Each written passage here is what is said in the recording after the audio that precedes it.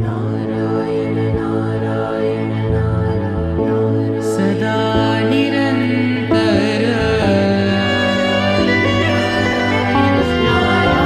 ஹரி குணகா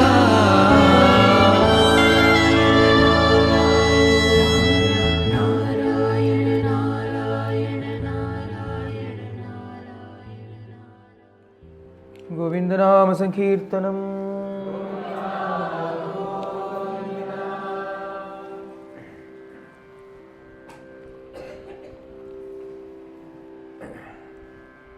மாவுக்கு உபதேசம் பண்ணிட்டு இருக்கக்கூடியதான கபில பகவான்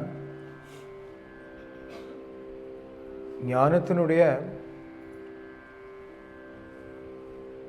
பராகாஷ்ட, அதாவது பூர்ண ஞானம் அப்படிங்கிறது என்ன அப்படின்னு நம்ம தெரிஞ்சுக்கணும். அதையும் சொல்றார்.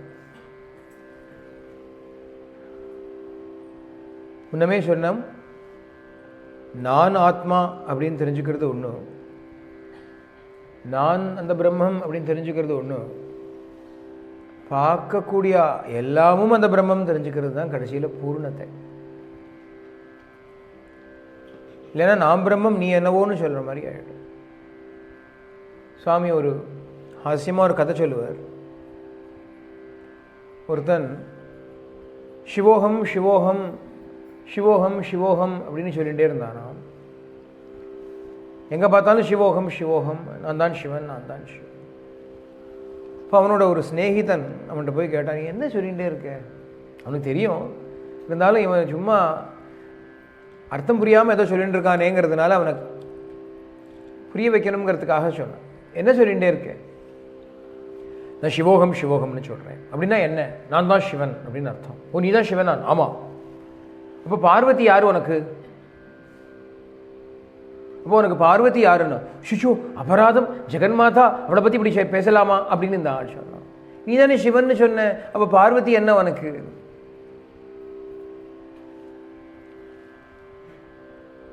அதுக்கு பதில் என்ன தெரியுமோ?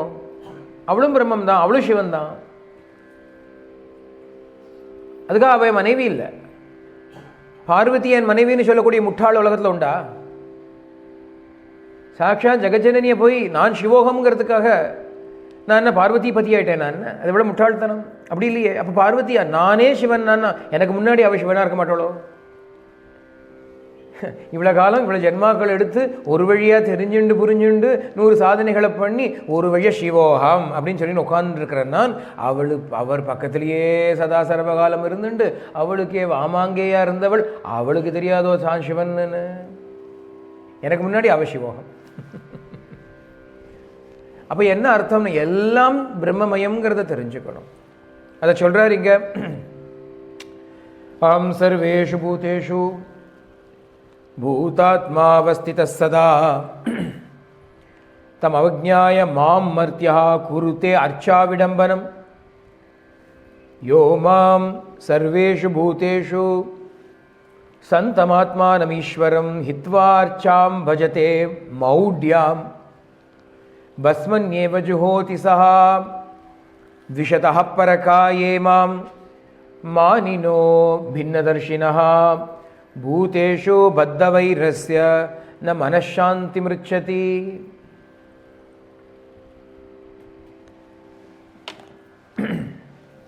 அஹம் உச்ச அவச்சை திரவ்யைஹி கிரியையா உற்பன்னயா நகே நைவ துஷ்யே நைவதுஷ்யேர்ச்சிதோர்ச்சாயாம் பூதகிராம அவமானினஹா. ஒரு 4 ஸ்லோகம் அழகான ஸ்லோகத்தில் சொல்றார். எல்லார்கிட்டையும் இருக்கக்கூடிய என்ன அவமரியாதை பண்ணிட்டு ஒரு விக்கிரகத்துக்கு அவன் பூஜை பண்ணானே, ஆனால் அது பூஜைங்கிற ரூபத்தில் ஒரு விடம்பனம், அது ஒரு கேலி கூத்து, ஹேளனம், அவ்வளோதான். ஈஸ்வரன் எங்கே இருக்கான்னு தெரிஞ்சுக்கோ முதல்ல. விக்கிரகங்கள், கோவில்களில் இருக்கக்கூடிய விக்கிரகங்கள், இல்லை வீட்டில் இருக்கக்கூடிய பூஜா விக்கிரகங்கள், இங்கே இருக்கக்கூடிய விக்கிரகம், இதெல்லாம் நமக்கு ஒரு ஹெல்ப். ஆனால் நடமாடும் தெய்வமாக பகவான் சர்வ ஜீவராசிகள்லையும் எல்லா பிராணிகள்லையும் பகவான் இருக்கான். ஒரே இடத்துல இருக்கும் ரூபத்தில் மரங்கள்லையும் கல் கட்டை முதல் கொண்டு எல்லாத்துலேயும் பகவான் சர்வவியாபியாக இருக்கான். அந்த பகவானை விட்டுட்டு ஏதோ நான் பூஜை பண்ணுறேன்னு பண்ணினா அது அர்ச்சாவிடம்பனம் அப்படிங்கிற. நீ அர்ச்சனைங்கிற பேரில் என்னை கேலி பண்ணுற. நீ வீட்டில் பசியோடு யாராவது இருப்பா, இரு நான் மெனக்கிட்டு இனிமேல் தான் நான் குளிச்சுட்டு இனிமேல் தான் நான் பூஜையை ஆரம்பித்து நைவேத்தியமெல்லாம் பண்ணிவிட்டு அப்புறம் தான் சாப்பாடு. இந்த குழந்தை இருக்கும் பாவம். நீ என்னைக்கு பூஜை எப்போ பூஜை முடிப்ப, அது 3 மணி நேரம் ஆகும் அப்படின்னு அந்த குழந்தை தாங்குமா? இதுவா அர்ச்சனை? ஜிவி சுப்பராமையான்னு ஒருத்தர் இருந்தார், பகவானுடைய பக்தர். அவர் வேறு ஏதோ ஊர், அவர் ஆந்திர பிரதேஷில் ஏதோ ஊர். அந்த ஊர்லேருந்து வருவார். அவர் எப்போ லீவு கிடச்சிருந்தாலும் பகவானோட சன்னதிக்கு வருவார். 2 குழந்தைகள் உண்டு அவருக்கு, 2 பெண்கள் உண்டு. அவளையும் கூட்டின்னு வருவார். இப்போ ஒரு நாளைக்கு கண்ணை மூடிட்டு பகவான் சன்னதியில் ஆத்ம விசாரம் பண்ணலான்னு உட்காந்துட்டுருக்கார். அதில் ஒரு குழந்தைக்கு பசிக்கிறது பாவம். பசிக்கிறதுப்பா அப்படின்னு சொல்ல வந்திருக்கு. அவர் அதெல்லாம் ஒன்று உட்காந்துருக்கு. பகவான் எல்லாம் பார்த்துட்டே இருக்கு. பார்த்துட்டு குழந்தைக்கு பசிக்கிறது, இப்படியா ஆத்ம விசாரம் பண்ணுறது அப்படின்னாரு பகவான். பகவான் ஒரு குரலை ரைஸ் பண்ணிட்டு சொன்னாராம், குழந்தைக்கு பசிக்கிறது, அதை பொருட்படுத்தாமல் நீ என்ன பெரிய ஆத்ம விசாரம் பண்ண போற, முதல்ல எழுந்து அதுக்கு பாரு அப்படின்னா. நீ ஆத்ம விசாரம் பண்ணுறதில்ல, பக்கத்தில் இருக்கிற ஆத்மாவை ஒன்றும் இல்லாமல் ஆக்கின்னு இருக்கியே, அந்த டார்ச்சர்னா பண்ணுற நீ. கபில பகவான் சொல்கிறார், அப்படி பண்ணுறது இல்லை சாதனைங்கிறது. என்னை எல்லாத்துலேயும் பார்க்காமல் யோமாம் சர்வேஷு பூதேஷு சந்ததம் ஆத்மானம் ஈஸ்வரம் ஹித்வா, எல்லார் உடம்புலையும் எப்பொழுதும் சாட்சாத்தாக நான் அவளுடைய ஹிருதயத்தில் குடிகொண்டிருக்கும் என்ன அவமரியாதை பண்ணிட்டு என்னை விட்டுட்டு அர்ச்சனை பண்ணுறேன் பூஜை பண்ணுறேங்கிறது மௌட்டியம் அப்படிங்கிற, முட்டாள்தனம் அப்படிங்கிற, இட் இஸ் இடியசி அப்படிங்கிற. ஹாஸ்யத்துக்கு ஒரு கதை சொல்லுவா. இந்த பரமார்த்த குருன்னு ஒருத்தர் இருந்தாராம். அவருக்குன்னு சில சிஷ்யாலாம் கிடைச்சாலாம். அவருக்கு ஒரு சிஷ்யன் இருந்தான். அந்த சிஷ்யன் பிடிங்கிட்டே இருந்தான். குருதேவா எனக்கு உங்கள் பாதுகையை தாங்கோ, நான் பாதுகாயை பூஜை பண்ணணும் தினம் அப்படின்னு. பார்க்கலாம் அப்புறம் தரேன் அவர் பிடிங்கிட்டே இருந்தானாம். அப்போ கொடுத்துட்டு சொன்னார், பேர் பண்ணால் ஒழுங்காக பண்ணணும். அப்புறம் பாதி பண்ணுறச்சு யாரோ அவள் வந்தா இவா வந்தான்னு போகப்படாது, அந்த பேச்சு இந்த பேச்செல்லாம் பேசப்படாது, ஒழுங்காக பூஜையை பண்ணணும். புரிஞ்சுதா? புரிஞ்சுது. அட்டென்ஷன் டைவர்ட் பண்ணாமல் பூஜை பண்ண. சரி தினமும் பாதுகைக்கு பூஜை பண்ணிட்டு இருந்தான் சமத்தா. ஒரு நாளைக்கு என்னாச்சு, இந்த குரு சிஷ்யனை பார்க்கணும், சிஷ்ய பிரீத்தினால சிஷ்ய வாத்சல்யத்தினால் அந்த சிஷ்யனை பார்ப்போமேன்னு சொல்லிட்டு கிளம்பினார் அவர் ஆசிரமத்தில் இருந்து வாத்துக்கு. எப்படி இருக்கான், என்ன பண்ணிட்டு இருக்கான், பண்ணுறானா எல்லாம்னு. ஜோரு மழை கொட்ட ஆரம்பிச்சிருக்கு. தொப்பலான்னு நனைஞ்சா இருப்பான் அவன் குரு. சிஷ்யாளுக்காக என்னதான் பொறுத்துக்க மாட்டாவா, ஜோன்னு நனைஞ்சு. அப்போ ஒரு வழியாக வாத்து வாசலுக்கு வந்தால் குறியும் கிடையாது ஒன்றும் கிடையாது, விரும்ப அங்கேயும் நனைய கதவை தட்டுற. கதவை தட்டினா உள்ளேருந்து ரெஸ்பான்ஸே இல்லை. இந்த பையன் பூஜை பண்ணிட்டு இருக்கான் அவன் பாதுகைக்கு. குரு சொல்லியிருக்காருலே எழுந்துக்கலாம், அங்கேயே பண்ணிட்டு இருக்கான். நிறைய தட்டினா இன்னும் ஓம் ஸ்ரீ குரவே நமஹான்னு வாய்ஸ் இன்க்ரீஸ் ஆகுது. To drown that out. புரிஞ்சுட்டார் இவன் பூஜை பண்ணுறான்னு. அதனால சொன்னார், நான் தான் வந்திருக்கேன் உன்னோட குரு வந்திருக்கேன் அப்படின்னு. இன்னும் கொஞ்சம் மணி அடிச்சுட்டே அதெல்லாம் அப்படிலாம் அப்போ வர முடியாது. பூஜை சாக்ஷாத் குரு தொப்பலான்னு நினச்சிட்டு இருக்கார். அப்புறம் சமாதி தான் கட்டணும் அவருக்கு. அப்புறம் அதுக்கு பூஜை பண்ண வேண்டியதான். அப்புறம் நேரில் வந்து நிற்கிறார். அவர் உள்ளே கூட்டுண்டு நீ பண்ண வேண்டாமோ, நீ பாதுகைக்கு பண்ணிட்டு இருந்தியானா அப்படின்னு அந்த கதை எதுக்கு சொல்கிறா அப்படின்னா, அந்த மாதிரி மனுஷாலேயே பகவான் இருக்கும் பொழுது அந்த மனுஷா ரூபத்தில் இருக்கக்கூடிய பகவானை அவமரியாதை பண்ணிட்டு அவளை வந்து அவளுக்கு பண்ண வேண்டியதை பண்ணாமல் நீ ஒரு பூஜையை பண்ணையானால் கபில வாசுதேவன் சொல்கிறார், அந்த பூஜையில் எனக்கு எந்த விதமான திருப்தியும் கிடையாதுன்னு தெரிஞ்சுக்கோ. அப்பேற்பட்ட பூஜை இல்லை. பூதகிராம அவமானினஹான்னா, இந்த பூத கிராமம் அப்படின்னா அது குரூப் ஆஃப், அது collection of beings, all the other living entities. அதை அவமானப்படுத்திட்டு நீ என்னமோ நான் பண்ணுறேங்கிறதுல எனக்கு ஒரு காலத்திலையும் எனக்கு சந்தோஷம் இல்லை. ந துஷ்யே அப்படிங்கிற, நயேவ துஷ்யே, எனக்கு எந்த விதத்திலையும் எந்த காலத்திலையும் சந்தோஷம். Kapila Vasudeva says here, I am not pleased by any worship that you may offer to me while at the same time disrespecting your fellow beings.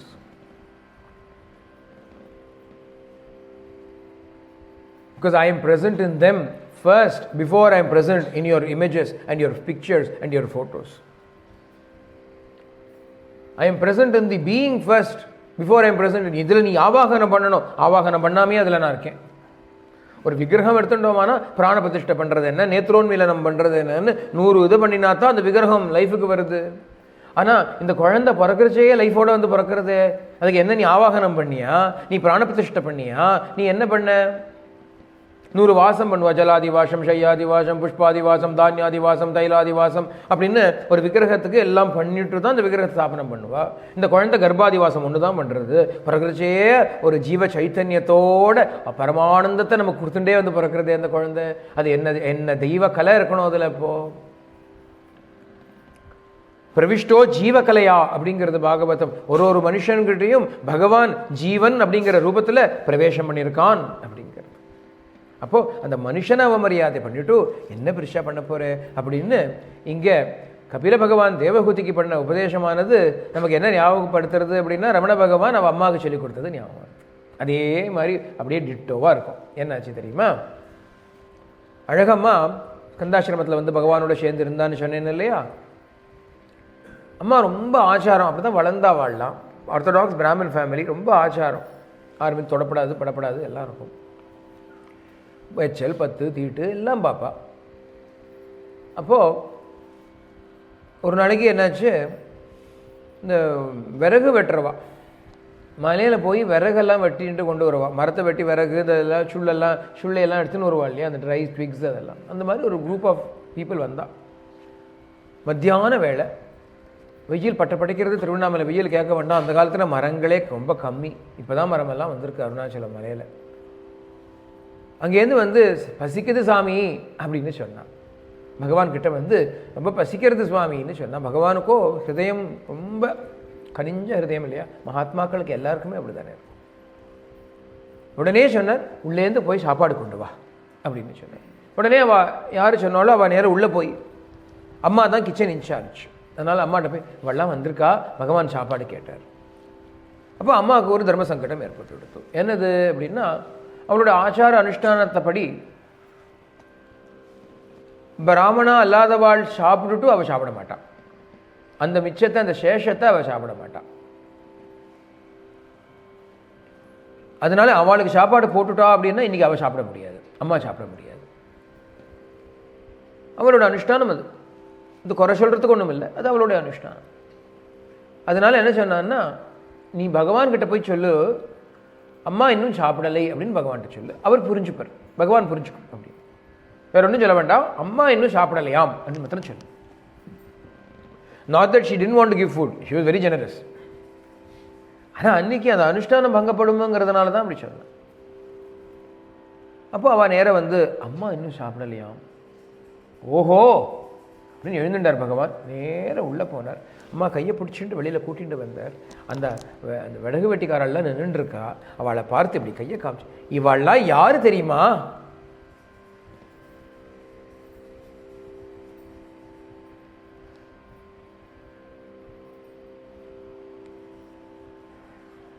இவள்லாம் யாரு தெரியுமா? இவள்லாம் அருணாச்சல ஸ்வரூபம் அப்படின்னு பகவான் சொல்லிட்டு. இவாள்லாம் யாரு தெரியுமா? இவாள்லாம் அருணாச்சல ஸ்வரூபம் அப்படின்னு சொல்லி. யாரோன்னு இல்லை, எல்லாரும் அருணாச்சல ஸ்வரூபம் அப்படி. இந்த கதை மாத்திரம் என்னமோ ரொம்ப நெகிழ வச்சுடுவேன். இவாள்லாம் யாரு தெரியுமா? இவாள்லாம் அருணாச்சல ஸ்வரூபம்னு அந்த ஒரு வார்த்தை, பகவானுடைய வார்த்தை போதுமா இருந்தது. எல்லாத்தையும் விட்டுட்டா, அப்படியே கொண்டு வந்து சாப்பாடு போட்டா அம்மா. அப்புறம் நம்ம சாட்டுக்கலாம். ஆச்சாரம் அனுஷ்டானங்கள்லாம் பண்ண வேண்டியது தான், பண்ணித்தான் ஆகணும். ஆனால் அட் வாட் காஸ்ட்டுங்கிறத புரிஞ்சுக்கணும். Not at the cost of torturing a fellow human being. You torture yourself if you want. It is your privilege and prerogative. Do whatever you want. But not at the cost of torturing another person. No puja is beneficial. No service is beneficial. No worship is beneficial that is done at the cost of another person's happiness. பகவானுக்கு அதில் திருப்தி இல்லை. அதுக்கு பதிலாக அந்த இன்னொரு வந்தவாளுக்கு பக்தியோட பிரேமையோட நீ கொடுத்தியானா அதை பகவான் ஏற்றுக்கிறான். எனக்கு ஸ்வீகாரம்னு பகவான் சொல்லிக்கிறான். நீங்க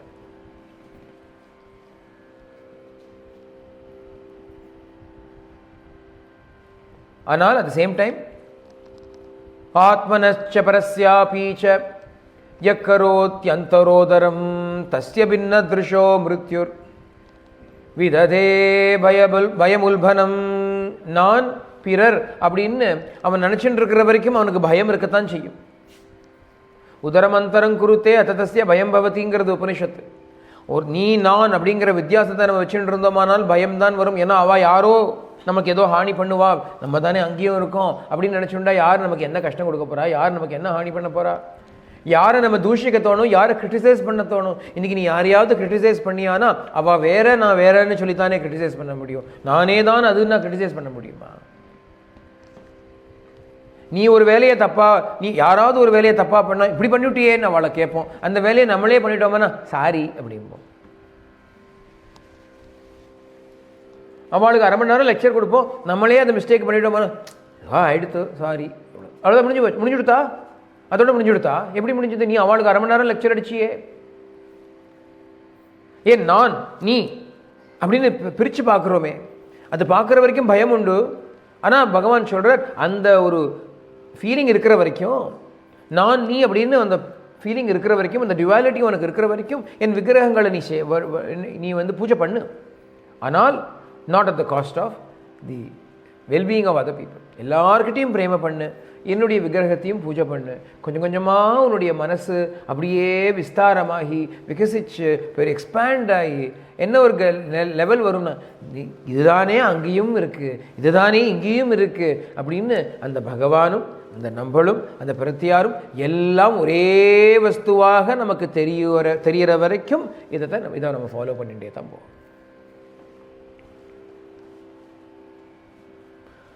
அதனால கடைசியா சொல்றார், அதமாம் சர்வபூதேஷு பூதாத்மானம் கிருதாலயம் அர்ஹயேத் தானமானாப்யாம் மைத்ரியா அபின்னேன சக்ஷுஷா.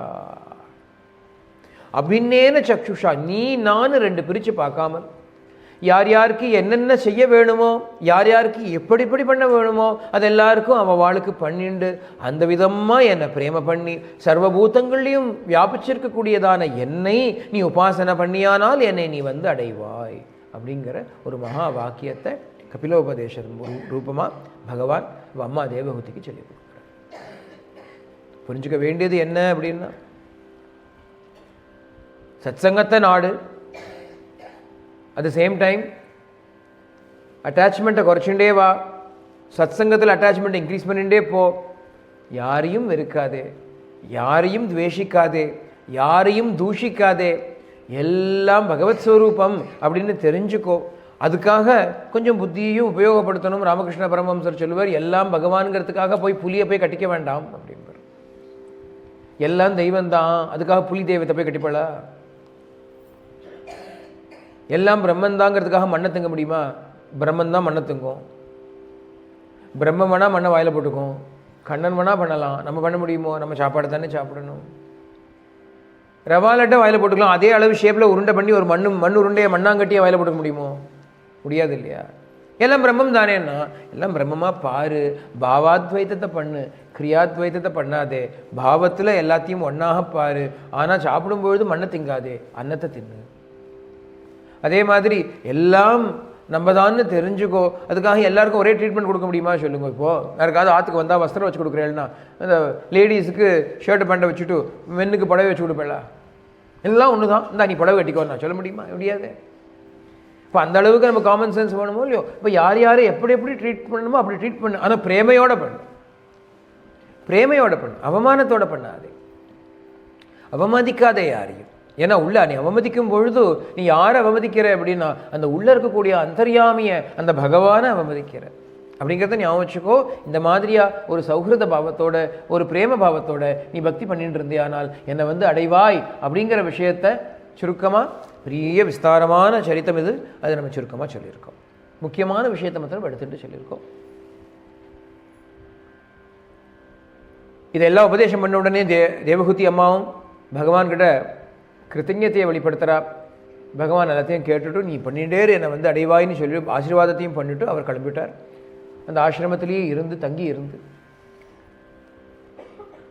அன்ன ஆகாரங்கள்லாம் கொஞ்சம் கொஞ்சமாக விட்டு உபவாசத்தினால கிருஷையே ஆகி, ஆனால் உள்ள ஆத்ம தேஜஸோடு ஜொலிச்சுண்டு கடைசியில் இந்த பகவான் என்ன ஆத்மானுபவத்தை சொன்னாரோ அந்த ஆத்மானுபவத்தையும் அடைந்து தேவகுதிங்கிறவள் மோட்சத்தை அடைந்தாள் அப்படின்னு இந்த பாகவதத்தில் இந்த தேவகுதியினுடைய கதை முடியாது. எல்லா கதையும் நமக்கு ஒன்றா உபதேச ரூபமாக ஏதோ சொல்லிக் கொடுக்கறது, நேரவே சொல்லிக் கொடுக்கறது, இல்லைன்னா வேற ஒரு ரூபமாக நமக்கு சில விஷயத்தை போதிக்கிறது. அப்படி அடுத்ததான ஒரு கதையை நம்ம எடுத்துக்கலாம். துருவ சரித்திரம் அப்படிங்கிற கதை பெரும்பாலும் எல்லாருக்கும் தெரிஞ்ச கதை தான். உத்தானபாதன்னு சொன்னேன், தேவகுதியினுடைய அண்ணா தான் உத்தானபாதன், மனுவனுடைய பிள்ளை. அந்த உத்தானபாதன் அவனுக்கு 2 ஒய்ஃப், அவனுக்கு சுனிதி சுருச்சி அப்படின்னு 2 ஒய்ஃப். சுனிதிக்கு ஒரு பிள்ளை, சுருச்சிக்கு ஒரு பிள்ளை. துருவன் அப்படிங்கிறது முதல் பிள்ளை, மூத்த பிள்ளை, சுனிதிக்கு பிறந்தது. உத்தமன் அப்படிங்கிறது சுருச்சிக்கு பிறந்த 2வது பிள்ளை. இந்த 2 குழந்தைகள் அவனுக்கு. ஆனால் அவனுக்கு சுனிதியை விட சுருச்சி மேலே கொஞ்சம் ருச்சி ஜாஸ்தி.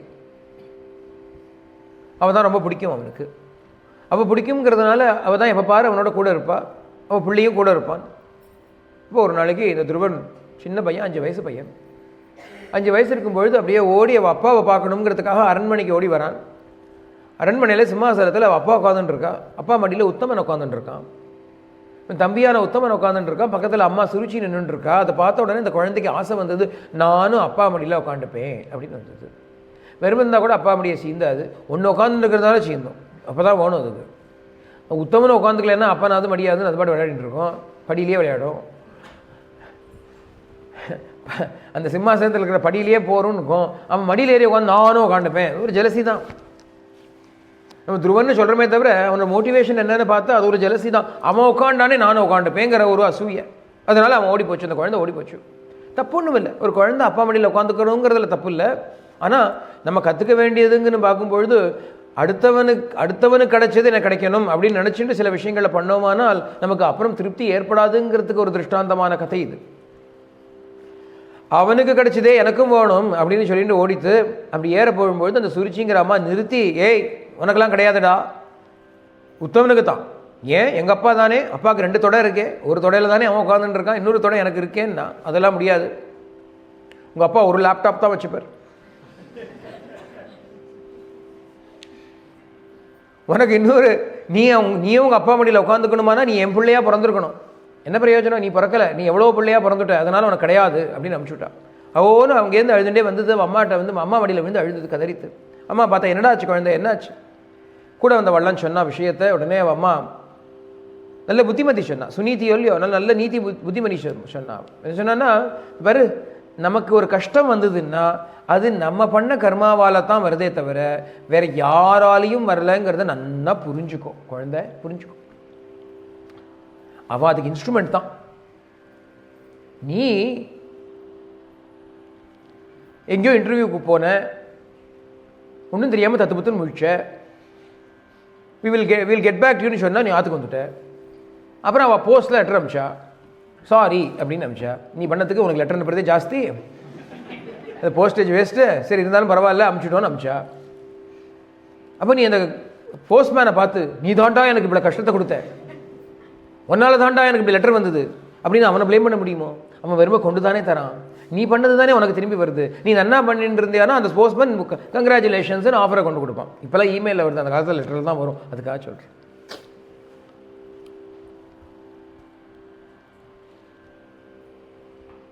அப்போ அது யாரோட தப்பு? நம்ம தப்பு தானே. அதுக்கு இன்னொருத்தரை ப்ளேம் பண்ணி என்ன பிரயோஜனம்? அந்த மாதிரி இந்த பகவான் என்ன பண்ணுறான்னா, கால்குலேட் பண்ணி பல போஸ்ட்மேன்ஸ் அவன் வச்சுட்டு இருக்கான். சில சமயம் நம்மளே கூட போஸ்ட்மேன் ஆகிடுவோம், போஸ்ட் பர்சன் போட்டிருக்கோம். இல்லை இப்போலாம் எதுவும் சொல்லிகிட்டே இருக்கா இல்லையா, அந்த சேர் மேன்னு சொல்லப்படாது, சேர் பர்சன்னு சொல்லணும்னு. அப்போ எனக்கு ஒரு டவுட், அதில் பர்சன்னா சன்னு தானே, ஏன் டாட்டர் இருக்கக்கூடாதா? சேர் பர்சன் ஏன் சேர் பர் டாட்டர் இருக்கக்கூடாதா? ஏன் நீ சன்னுனா கூட மேன் தானே, அதுக்கு சேர்மேனே வச்சுக்கலாமா இல்லையா? இப்போ சாம ஒழுங்காக முதல்ல இருந்ததே தேவையில்லன்னு வச்சுக்கலாம். இந்த சேர்மேனை விட்டுவிட்டு சேர் பர்சன்னு போய் இப்போ சேர் பர்சன்னு சன்னுன்னா டாட்டர் இருக்கணும்னு சொல்லிட்டு அதையும் எடுத்துகிட்டு போய் சேர் தான் ரொம்ப கடைசியில் ஒன்றுன்னா கழிச்சு சேர் மாத்திரம் இருக்கும். எவனோ எழுதினானா, இங்கு பழங்கள் விற்கப்படும் அப்படின்னு ஒரு போர்டு போட்டானா, ஃப்ரூட் செல்லர், இங்கு பழங்கள் விற்கப்படும் அப்படின்னு போட்டானோ. உடனே அங்கே வந்த உடனே கடை தான் போட்டிருக்கேன். ஒருத்தன் சொன்னா நான் கடையோ போட்டிருக்கேன், விற்காமல் என்ன வாங்க வா போகிறேன், எதுக்குன்னு விற்கப்படும் அப்படின்னா. சரி கரெக்டு தான் சொல்லிட்டு அதை எடுத்துட்டான். இங்கு பழங்கள் அப்படின்னு. உடனே இன்னொருத்த வந்து கேட்டானா, அதான் பழம் தானே வச்சுட்டு இருக்கா, பார்த்தாலே தெரியும், இன்னொன்று பழம் வேற அப்படின்னா. சரி பழுத்தி எடுத்து இங்கு பார்த்துட்டு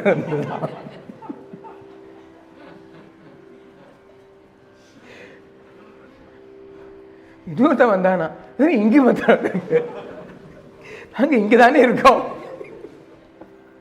இங்கே தானே இருக்கோம் அப்படின்னு. இங்கு வேற அதையும் எடுத்துட்டானா. ஒன்றும் இல்லை, கடைசியில் வெறும் போர்டு தான் இருக்கு. அப்புறம் 4வது வந்தேன், என்ன வெறும் போர்டு மாத்திரம் வச்சுட்டு இருக்கேன். அழகா இங்கு பழங்கள் விற்கப்படும் எழுதி வச்சுக்க மாட்டியோ.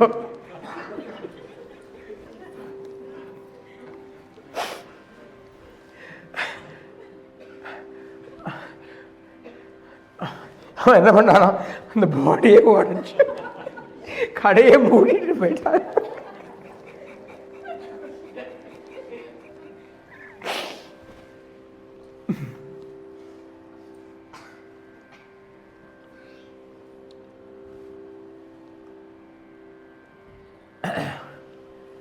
அதனால் அடுத்த வாரம் நம்ம ப்ளேம் பண்ணி பிரயோஜனம் இல்லை, நம்ம பண்ணது நமக்கு திரும்பி வருது அப்படிங்கிற ஒரு பெரிய விஷயத்தை 5 வயசு குழந்தைக்கு தாய் போதனை பண்ணுறா. இதுதான் சொல்லிக் கொடுக்கணும், இதுதான் சொல்லிக் கொடுக்கணும். நம்ம என்ன சொல்லிக் கொடுக்குறோம், அவன் பார் ஃபஸ்ட் ரேங்க் வாங்கினான் பார், அவன் பார் ஏ கிரேட் வாங்கினான் பார். இது வந்து ரொம்ப டீக்ரேடட் விஷயம். இது இப்படி சொல்லிக் கொடுக்கக்கூடாது குழந்தைகளுக்கு. நீ என்ன வாங்கின, நீ வாங்கின நன்னா பண்ணுன்னு சொல்லலாம், நன்னா படின்னு சொல்லலாம், அதில் தப்பே கிடையாது. அவன் பற்றியா அப்படின்னு சொல்ல சொல்ல இந்த குழந்தைக்கு அந்த குழந்தை மேலே துவேஷத்தை தவிர்த்து வேறு ஒன்றுமே ஏற்படாது.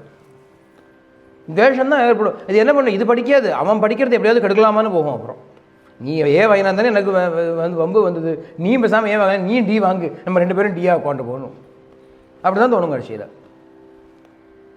தப்பான விஷயம் இது. ஏன்னா அது ரொம்ப ஈஸி, கம்பேர் பண்ணுறது ரொம்ப easy. Parents are taking the lazy route out by simply comparing with others instead of inspiring their children independently. அது பண்ணுறது ஜாஸ்தி வேலை. அதுக்கு பதில் அவன் பத்தியா, நீ பத்தியா, அவன் எவ்வளோ நல்லா இருக்கான் பத்தியா, நீ யூஸ்லெஸ்ன்னு சொல்கிறது ரொம்ப கஷ்டமான விஷயம். நீ நன்னா பண்ணு, யாருக்கு, நீ பகவானுக்கு பண்ணுற நன்னா பண்ணு அப்படின்னு சொல்லலாம். ஒருத்தருடைய ஒரு ஸ்ரத்தையை காமிக்கலாம். அவள் ஸ்ரத்தையாக இருக்கா பற்றியா, அந்த ஸ்ரத்தையை வச்சுக்கோன்னு சொல்லலாம். அந்த ரிசல்ட்ஸை வச்சுட்டு சொல்கிறது தப்பு. அவள் எவ்வளோ ஸ்ரத்தையாக பண்ணா பற்றியா, அந்த மாதிரி ஸ்ரத்தை இருந்தால் நம்ம நன்னா பண்ணலாம் இல்லையான்னு சொல்கிறது வேறு விஷயம். அவன் பண்ணா பற்றியா, நீ பண்ணல பற்றியாங்கிறது நல்லது இல்லை. அப்படி சொல்லிக் கொடுக்கல இந்த அம்மா. அழகாக சொல்லி என்ன சொன்னான்னா, அதனால இந்த பாரு உன்னுடைய ஒரு பிராரப்தம் அப்படி இருக்குது, நீ என் பிள்ளையா பிறந்திருக்கு, அதுக்கு என்ன பண்ண முடியும். உனக்கு அப்படி ஏதாவது வேணுமானால் தமேவ வத்சாஸ்ரய பிருத்யவத்சலம் முமுக்ஷுபிகி மிருக்ய பாதாப்ஜ பத்ததிம் அனன்யபாவே நிஜதர்ம பாவிதே மனசவஸ்தாப்ய பஜஸ்வ பூருஷம். உனக்கு அப்படி ஏதாவது வேணும் அப்படின்னா, இந்த நிலையை மாற்றிக்கணுமானால் போய் பகவானை போய் நாடு, பகவான்கிட்ட சரணாகதி பண்ணு. அப்பேற்பட்ட பகவான் இருப்பார், அவர் உங்களுக்கு எல்லாம் பண்ணி கொடுப்பார். அவரை போய் சரணாகதி பண்ணுன்னு அம்மா சொன்னா உடனே காட்டுக்கு கிளம்பிட்டான் அந்த பையன் தபஸ் பண்ணுறதுக்காக. பகவானை சரணாகதி பண்ணி பகவானை நேர பார்த்து அவர்கிட்ட வரம் வாங்கி போகும்னு கிளம்பிட்டான் அந்த சின்ன குழந்தை 5 வயசு. காட்டுக்கு போயிட்டே இருக்கிறதுக்குள்ள வழியில் நாரதர் வந்தார். இந்த மாதிரி யாராவது பகவான் வேணும்னு கிளம்பிட்டாருன்னா நாரதர் உடனே மூக்கில் வேர்த்து ஓடி வந்துடுவார் அந்த இடத்துல. என்ன குழந்தை, எங்கே போகிற, துருவனே சின்ன பையன், காட்டுக்கெல்லாம் போக முடியாது உன்னால, அதெல்லாம் ரொம்ப கஷ்டம், நேராக ஆற்றுக்கு போ, அங்கேயே போய் பெருமாளை சேவி, பரவாயில்ல அங்கேயும் இருப்பார் பெருமாள், காட்டுக்கு போகணும்னு அவசியம் இல்லை, போ. அதெல்லாம் முடியாது, நான் காட்டுக்கு போயே தான் தீருவேன், நான் எங்கள் அம்மா அப்படி என்ன சின்னம்மா அப்படி சொல்லிட்டா, என்ன அவமானப்பட்டு தான், நான் எனக்கு வேணும் எனக்கு அப்படின்லாம் சொல்லிட்டு இந்த குழந்தை பார்த்தா வரும். சரி என்ன பண்ணுறது, பகவானை தானே தேடிட்டு போகிறான், எந்த காரணத்துக்காக போகிறாங்கிறது இருக்கட்டும், ஆனால் அட்லீஸ்ட் பகவானை தேடிட்டு போகிறான்னு இவனே எல்லாத்தையும் கற்றுப்பான் அப்படிங்கிற ஒரு பெரிய நம்பிக்கையினால் அவர் என்ன பண்ணார், ஒரு உபதேசம் கொடுத்தார். மதுவனம்னு ஒரு இடம் இருக்குப்பா, அங்கே போய் தபஸ் பண்ணு. அங்கே தபஸ் பண்ணும்பொழுது நீ உனக்கு ஒரு வழி சொல்லிக் கொடுக்குறேன், ஒரு தியானம் சொல்லிக் கொடுக்குறேன், ஒரு மந்திரமும் சொல்லிக் கொடுக்குறேன். அந்த மந்திர சகிதமான அந்த தியானத்தை நீ பண்ணு.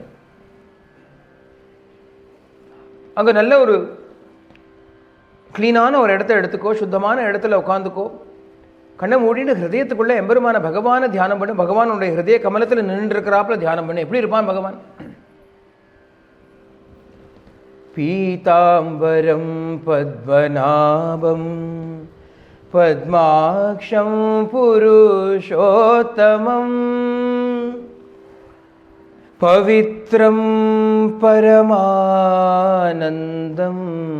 तं वन्दे परमेश्वरम्. पीताम्बरतोड पीताम्बरं पद्मनाभं பத்மாக்ஷம் புருஷோத்தமம். இந்த மாதிரியா அவனை தியானம் பண்ண. பவித்ரம் பரமானந்தம் தம் வந்தே பரமேஸ்வரம் அப்படின்னு சொல்லிட்டு ஒரு மந்திரமும் சொல்லி கொடுக்குறேன். ஓம் நமோ பகவதே வாசுதேவாய.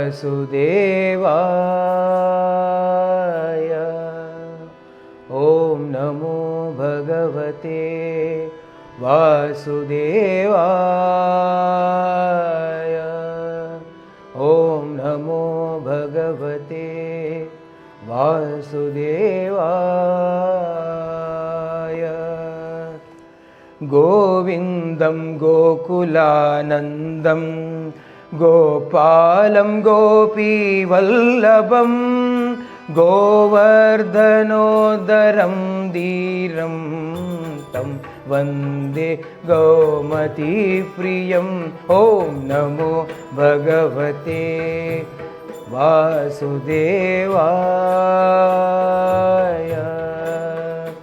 ஓம் நமோ பகவதே வாசுதேவாய. பீதாம்பரம் பத்மநாபம் பத்மாக்ஷம் புருஷோத்தமம் பவித்ரம் பரமானந்தம் தம் வந்தே பரமேஸ்வரம். ஓம் நமோ பகவதே வாசுதேவாய. ஓம் நமோ பகவதே.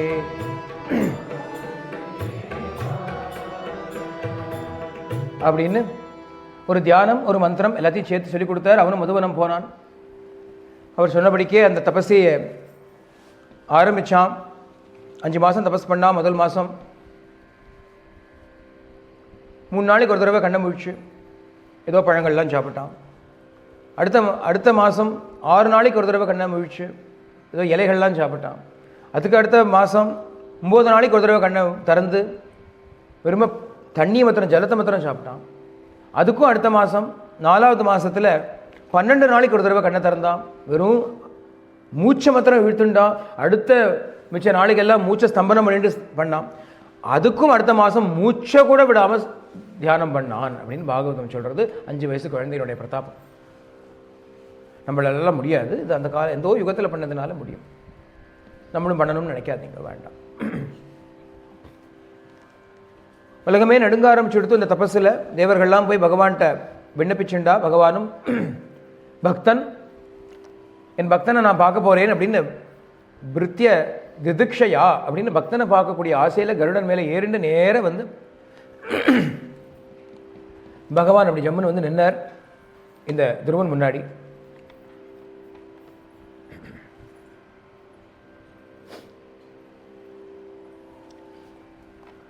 அப்போ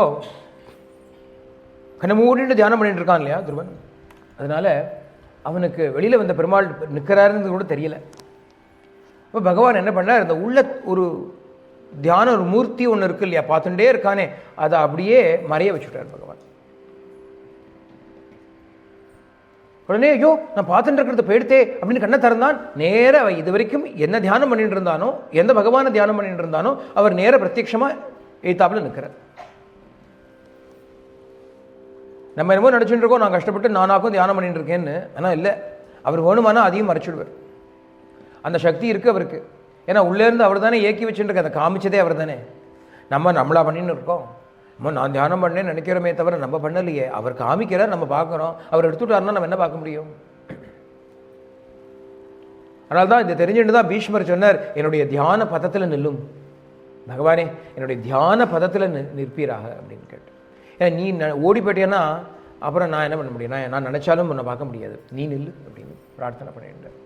பகவானை பார்த்தான். பகவானை பார்த்தோன்னே கொள்ள பிரியம் ஏற்பட்டது மனசில், ஹிருதயத்தில். பகவான் அப்படியே கட்டிக்கணும்னு ஆசை வந்தது. பகவான் பாதத்தை போய் கட்டின்டான். ஆஜானுபவம் இருக்கிறார் பெருமாள், இவன் துணுண்டுக்கு இருக்கான். பகவான் நேரம் எப்படி கட்டிக்க முடியும், இவன் பகவான் முட்டி வரைக்கும் கூட வரல. அதனால காலில் விழுந்து காலில் அப்படியே கட்டிண்டு அதுக்கு ஒரு முத்தம் கொடுத்தான் இந்த பாதத்துக்கு. பகவான் பரம திருப்தி அடைஞ்சு அவனை பார்த்தார். அவனுக்கு ஏதோ ஸ்தோத்திரம் பண்ணணும், ஸ்துதி பண்ணணும்னு ஆசை மாத்திரம் இருக்குது. ஆனால் இன்னும் ஸ்கூல் கூட போகல, குழந்தை 5 வயசு குழந்தை, இன்னொன்றும் படிக்கலை பாவம். அதனால் பகவான் என்ன பண்ணார்னா தன்னுடைய சங்கம், பாஞ்சசன்யம்ங்கிற தன்னுடைய சங்கத்தினால அவனுடைய கண்ணத்தை லேசாக அப்படி வருடி விட்டார், இப்படி தடவி விட்டார். உடனே உள்ளுக்குள்ளேருந்து எங்கேயோ இது வரைக்கும் தூங்கி கிடந்ததான அந்த ஞானம், அந்த அறிவு அவங்ககிட்ட வெளியில் வந்தது. யோ அந்த பிரவிஷ்யம் அமவாச்சம் இமாம் பிரசுப்தாம் சஞ்சீவயத் அகில சக்தி தரஸ்வதாம் நாம் அந்யாம் ச ஹஸ்தச்சரண ஸ்ரவணத்வகாதீன் பிராணான் நமோ பகவதே புருஷாய துப்யம் அப்படின்னு ஒரு ஸ்லோகம் வெளியில் வந்தது. அப்புறம் பெருசாக ஸ்துதி பண்ணுறான் துருவன் பகவானை, நன்னா இருக்கு கேட்கறதுக்கு. எல்லாம் பகவான் கேட்டார். ரொம்ப சந்தோஷம்ப்பா, உனக்கு என்ன வரம் வேணும் கேளு, வேண்டிய வரத்தை தரேன், நான் வரதராஜன், நான் கேள் அப்படின்னா. உடனே பகவானை பார்த்ததுக்கு அப்புறம் சொன்னேன், எனக்கு ஒன்றுமே வேண்டாம் பகவானே, உங்களை பார்த்ததே போரும் அப்படின்னா. ஆனால் பகவானோ அதை ஒத்துக்கலை. நீ அதை வாயால் சொல்கிறியே தவிர நீ எந்த சங்கல்பத்தோடு இங்கே வந்தியோ அந்த சங்கல்பம் இன்னும் இருக்கே, நிறைவேறலையே. அப்பா மடியில் தம்பி உட்கார்ந்தான் அப்படின்னு தானே நீ சொன்ன, உனக்கு அதை விட ஒரு பெரிய ஸ்தானத்தை நான் பெற்றுக்கொண்டு வருவேன் அப்படின்னு தானே நீ வந்த. அதை நான் ஃபுல்ஃபில் பண்ணலைன்னா, அதை நான் நிறைவேற்றலைன்னா, அப்போது உன் மனசில் இருக்கக்கூடிய ஆசையை நான் ஏமாத்திட்டேன்னு ஆகிடுமே, நீ பண்ண தபசு வியர்த்தமாகிடும், அதனால உனக்கு நான் அதை கொடுத்தே தீருவேன் அப்படின்னு சொல்லி பகவான் அவனுக்கு, போ, உங்கள் அப்பாவுக்கு அப்புறம் நீ தான் ராஜாவாக, உங்கள் அப்பா மடி என்ன சிம்மாசனத்திலேயே உட்காந்துக்கிறதுக்கு உனக்கு தான் ரைட் உண்டு, நீ ராஜ்ய பரிபாலனம் பண்ணு. பல ஆண்டு காலம் 36,000 வருஷம் பரிபாலனம் பண்ணினதுக்கு அப்புறம் துருவ பதவி அப்படின்னு சப்த ரிஷிகளோடு கூட போல் ஸ்டார் அப்படின்னு சொல்கிறோமே, துருவ நட்சத்திரம், அந்த நட்சத்திரத்து பதவியே உனக்கு நான் தரேன் அப்படின்னு பகவான் சொல்கிறார். ஏன்னா அந்த ஸ்துதியில் அவன் சொல்கிறான், எப்பவும் சத்சங்கத்தை கொடுன்னு கேட்டானாம். அதனால் பகவான் சொன்னார், சப்த ரிஷிகள் உனக்கு எப்பவும் சத்சங்கம் பண்ணிகிட்டே இருப்பா, நடுவில் நீ இருப்பாய் அப்படின்னு. இந்த pole star surrounded by the 7 stars, இந்த அர்சா மேஜரோ என்னமோ சொல்கிறாளே, அது நம்ம சப்தரிஷி மண்டலம் அப்படின்னு நம்ம சொல்லுவோம். அதை அப்படின்னு பகவான் வரத்தை கொடுத்துட்டு அந்தர்த்தியானம் ஆயிட்டார். ஆனால் ஆனதுக்கப்புறம் இந்த பையன் நினைக்கிறான், பகவான் போயாச்சு, இந்த பையன் திருப்தியாக இருக்கணுமோ இல்லையோ, சந்தோஷமாக இருக்கணுமோ இல்லையோ, சந்தோஷம் இல்லையா, சந்தோஷந்தான் இருந்துதான். என்னன்னா சமாதினா நைகபவேன யத்பதம் விதுஸ்ஸனந்தாதயः ஊர்த்வரேதசः மாசைரகம் ஷட்பிரமுஷ்ய பாதயோः சாயாமுபேத்ய அபகதः ப்ருதக்மதிः. எந்த சரணாரவிந்தத்தை பார்க்க வேணுங்கிறதுக்காக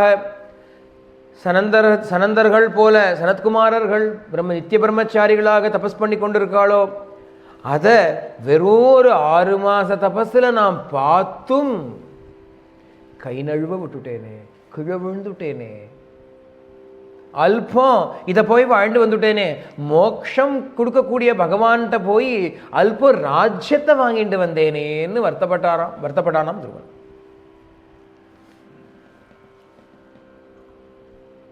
அகோ மம பத மமானாத்மியோ மந்தபாக்யஸ்ய பஷ்யத பவச்சிதஹ பாதமூலம் கத்வா யாச்சே யதந்தவத். பவரோகத்தை அறுக்கக்கூடிய ஒருவன்கிட்ட போய் இன்னும் கொஞ்சம் மேல ரோகத்தை வாங்கிட்டு வந்துட்டேனே. டாக்டரை பார்க்க போய் இன்னும் பல வியாதிகளோடு கூட வந்தால் எப்படி இருக்கும்? டாக்டர் வியாதி இருக்குன்னு டாக்டரை பார்க்க போனான், இவனுக்கு மேலே வியாதியோட டாக்டர் உட்காந்துட்டு இருந்தார், அச்சுன்னு தும்பினார், இவன் திரும்பி வரைச்சு அதையும் சேர்த்து கொண்டு வந்துட்டான். இவன் போன வியாதியோடு சேர்ந்து அவரோட வியாதியும் சேர்ந்து வந்துடுத்தவனுக்கு என்ன பண்ணுறது? நிறைய பேருக்கு அப்படி ஆகுமே, ஹாஸ்பிட்டல் போக வேறு இன்ஃபெக்ஷன் வந்துடுவாங்க. பவரோகத்தை அறுக்கக்கூடிய பேஷஜம் பிஷக்கு அப்படின்னு இருக்கக்கூடிய பகவான்கிட்ட போய் இன்னும் கொஞ்சம் வியாதியனா வாழ்ந்து வந்திருக்கேன், இதை விட ஒரு தௌர்பாகியம் உண்டோ அப்படின்னு அவனே வருத்தப்படுறான். ஏன் இப்படி ஆச்சு அவனுக்கு அப்படின்னா பல காரணங்கள் அதுக்கு சொல்லலாம். ஒன்று என்ன அப்படின்னா, அந்த initial motivation for seeking got it self was questionable. He went because he was jealous of his brother's position and wanted to show one up to him by getting a position greater than his. பகவானை நாடின நோக்கம் அது. இன்னொன்று என்ன, போகிற வழியில் குரு வந்தார். குரு சொன்ன இதெல்லாம் பண்ணாதே, நீ ஆற்றுக்கு போ, அங்கே பகவான் வருவார்னு. அதெல்லாம் முடியாது, சமத்துவத்தை வச்சுக்கோ, அதெல்லாம் முடியாது அப்படின்னு குரு சொல்ல சொல்ல அதை தட்டின்ண்டே இருந்தான். ஆனால் அவரோ பரம காருணிகர், திதிக்ஷவஹா காருணிகான்னு சொன்னோம் இல்லையா. இந்த பையன் இப்படி சொன்னால் கூட பொறுத்துண்டார், கருணையினால் அவனுக்கு உபதேசமும் பண்ணார். நீ போய் வாங்கிக்கோ, நீ என்ன வேணுமோ அதை வாங்கிக்கோ, வாங்கிண்டும் நீ சந்தோஷம் இல்லாமல் நீ திரும்பி வர பொழுது உனக்கு புரியும் எதை கேட்கணும்னு. ஏன்னா சொல்லி தெரியலைன்னா பட்டுதானே தெரியும். சொல்லி தெரியணும், அப்படி சொல்லி தெரியலைன்னா பட்டு தான் தெரியும். கற்றுக்க முடியலைன்னா நம்ம வேற எப்படி கற்றுக்கிறது? அதனால தான் நாரதர் இப்படி அமைச்சுட்டார். 2 mistakes were made by Dhruva, if you can call them mistakes. Really, nothing is a mistake, but still we can learn from that. 1, the reason why he sought God was because of jealousy. And 2, when he encountered the Guru, he did not willingly accept the Guru's words, initial words. When the Guru said return and do worship him, there he will come. Instead, he insisted that he would do it his way. The Guru prescribed equanimity to him. He said, I cannot have equanimity, I am a Kshatriya. அப்படினு வேற சொன்னான். எதிர்த்து பேசினான். Spoke back, talked back to the Guru. So in spite of that, the grace of the Guru was such that he allowed him, gave him the instructions and told him, you can go and get your heart's desire fulfilled. In the end, when his heart's desire was fulfilled, Dhruva was not happy, because he then understood that he could have, by keeping quiet, gotten much more than what he aspired and got. துருவ சரித்திரம் இதை நமக்கு சொல்லிக் கொடுக்குறது தான் பெரிய விஷயம். துருவ கதையில் கற்றுக்க வேண்டிய விஷயம். இதுக்கு நேர்மாறாக பிரகலாதனோட கதை இருக்கும், அதை அப்புறம் பார்ப்போம். ஆனால் நாளைக்கு பார்க்கலாம். ஆனால் இந்த துருவன் திரும்பி வந்தான். அவனுக்கு ராஜ பட்டாபிஷேகம் எல்லாம் ஆச்சு, ராஜாவாக இருந்தான், பல காலங்கள் இருந்துட்டு அவனும் பகவத் பதவியை அடைஞ்சான். கடைசியில் அடைஞ்சான்ங்கிறதெல்லாம் இருக்குது. அன்றைக்கி அடைஞ்சிருக்கலாம், முடியாமல் கடைசியில் அடைஞ்சான் அப்படிங்கிறது தான் இந்த கதையில் வருது. ஆனால் பகவானை தேடி போகிறவா யாரும் ஏமாற்றப்பட மாட்டாங்கிறதும் இதில் இருக்குது. நீ என்ன காரணத்துக்காக நீ பகவான்கிட்ட போனாலும் குரு உபதேசத்தை ஏதோ கொஞ்சமாவது பாதி உபதேசத்தை கேட்டானே, அதுக்காக பகவானும் வந்தார், வரத்தையும் கொடுத்தார், அவன் கேட்டதும் கிடைத்தது. ஆனால் சுவாமி பாடுவர், அடுகக்குவே ஓ மனசா, அடுகக்குவே ஓ மனசா. மனசே கேட்காதே, பகவான்கிட்ட எதையும் கேட்காதே, பகவான்கிட்ட எதுவும் வேணும்னு கேட்காதேன்னு பாடுவார். ஏன்னா அவன் கொடுத்துடுவான். அதுப்போ நீ தானே கஷ்டப்படணும் அதை வச்சுண்டு. ஏன் உனக்கு நல்லது தெரியுமோ, நல்லதுக்கு எது கெட்டது எதுன்னு எல்லாம் உனக்கு தெரிஞ்சு கொடுத்தா நீ பாடி இதான் நல்லதுன்னு நினச்சிண்டு கேட்குற, அது உனக்கு கெட்டதாக இருந்ததுன்னா அது நீ தான் அவஸ்தைப்படணும். நீ கேட்டால் கொடுத்தேன்னு கொடுத்துருவான் அவன், அப்புறம் நீ தான் கட்டிண்டு அழணும் அதை வச்சுட்டு. அதை எதையும் கேட்காதே, எதையும் கேட்காம இருக்கக்கூடிய ஒரு மனஸ்திதி நமக்கு ஏற்பட்டு கொடுத்தோம்னா அதை விட ஒரு பெரிய ஆசீர்வாதம் உலகத்தில் இல்லை. அப்படிங்கிறதுனால தான் நாளைக்கு பிரகலாதன் நரசிம்மாவதாரம் ஆனதுக்கு அப்புறம் பகவான்கிட்ட பிரார்த்தனை பண்ண போகிறான், எதையும் கேட்காத நிலை கொடு, எதையும் கேட்காமல் இருக்கக்கூடியதான மனசை எனக்கு பிரசாதி அப்படின்னு பிரகலாதன் கேட்க போகிறான்.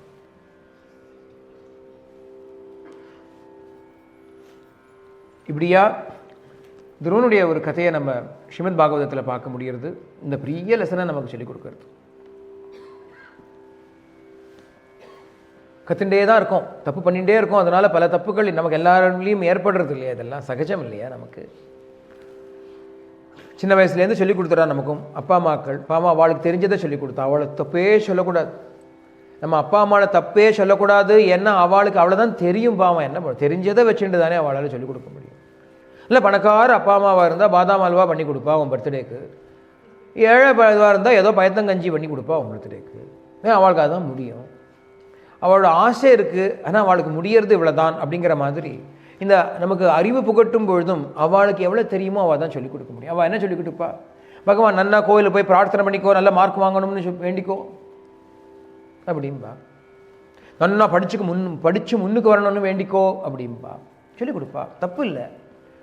அட்லீஸ்ட் அப்படியாவது பகவான்கிட்ட போகணும்னாலும் தெரியறதோ இல்லையோ. பகவான்கிட்ட போய் வேண்டிண்டாது எக்ஸாம் எழுதலாமே தவிர காப்பி அடிச்சு எழுத வேண்டாமே, அதுக்கு இது தேவையில்லையே. பகவான்கிட்ட போய் நின்று வேண்டிக்க, பகவானும் அதை ஓம் தான் சொல்கிறான், பகவான் அங்கீகரிக்கிறான், பகவான் இல்லைன்னே சொல்லலை. நீ எப்படி வேணாலும் வா, என்கிட்ட வா, போகிறோம். அர்த்தார்த்தி ஜிக்ஞாசு ஞானி அப்படின்னு பகவத்கீதையில் லிஸ்ட் போடுறானே பகவான். எல்லாம் உதாராகா அப்படிங்கிறான். எல்லாம் நல்லவா தான், எல்லாம் மகாத்மாக்கள் தான். என்கிட்ட வந்தாலே மகாத்மா தான் அப்படின்னு. யார்கிட்டயோ போகாமல் என்கிட்ட வந்தாலே அப்படின்னு சொல்ல.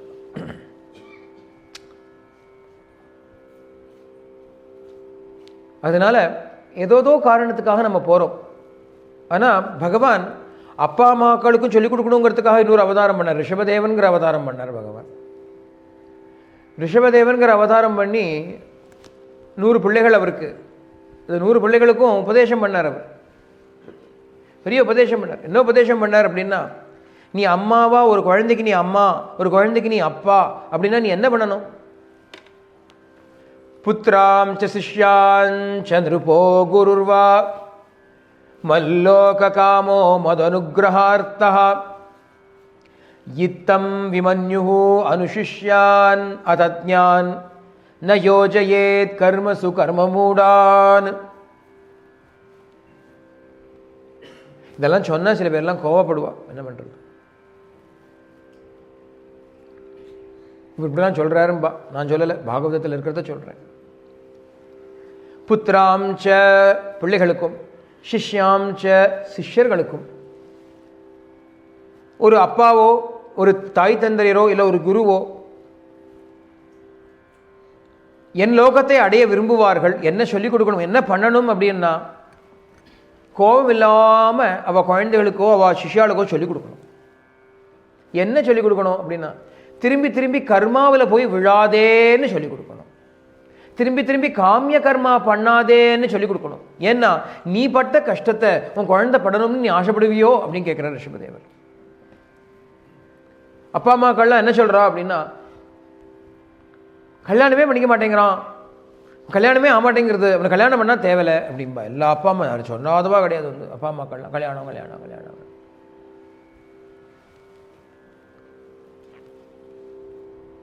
இந்த பையனோ கல்யாணம் வேண்டாம் அப்படிங்கிறான், எனக்கு கல்யாணம் வேண்டாங்கிறான். இவாளோ அவன் கல்யாணம் பண்ணிக்கணுங்கிறா.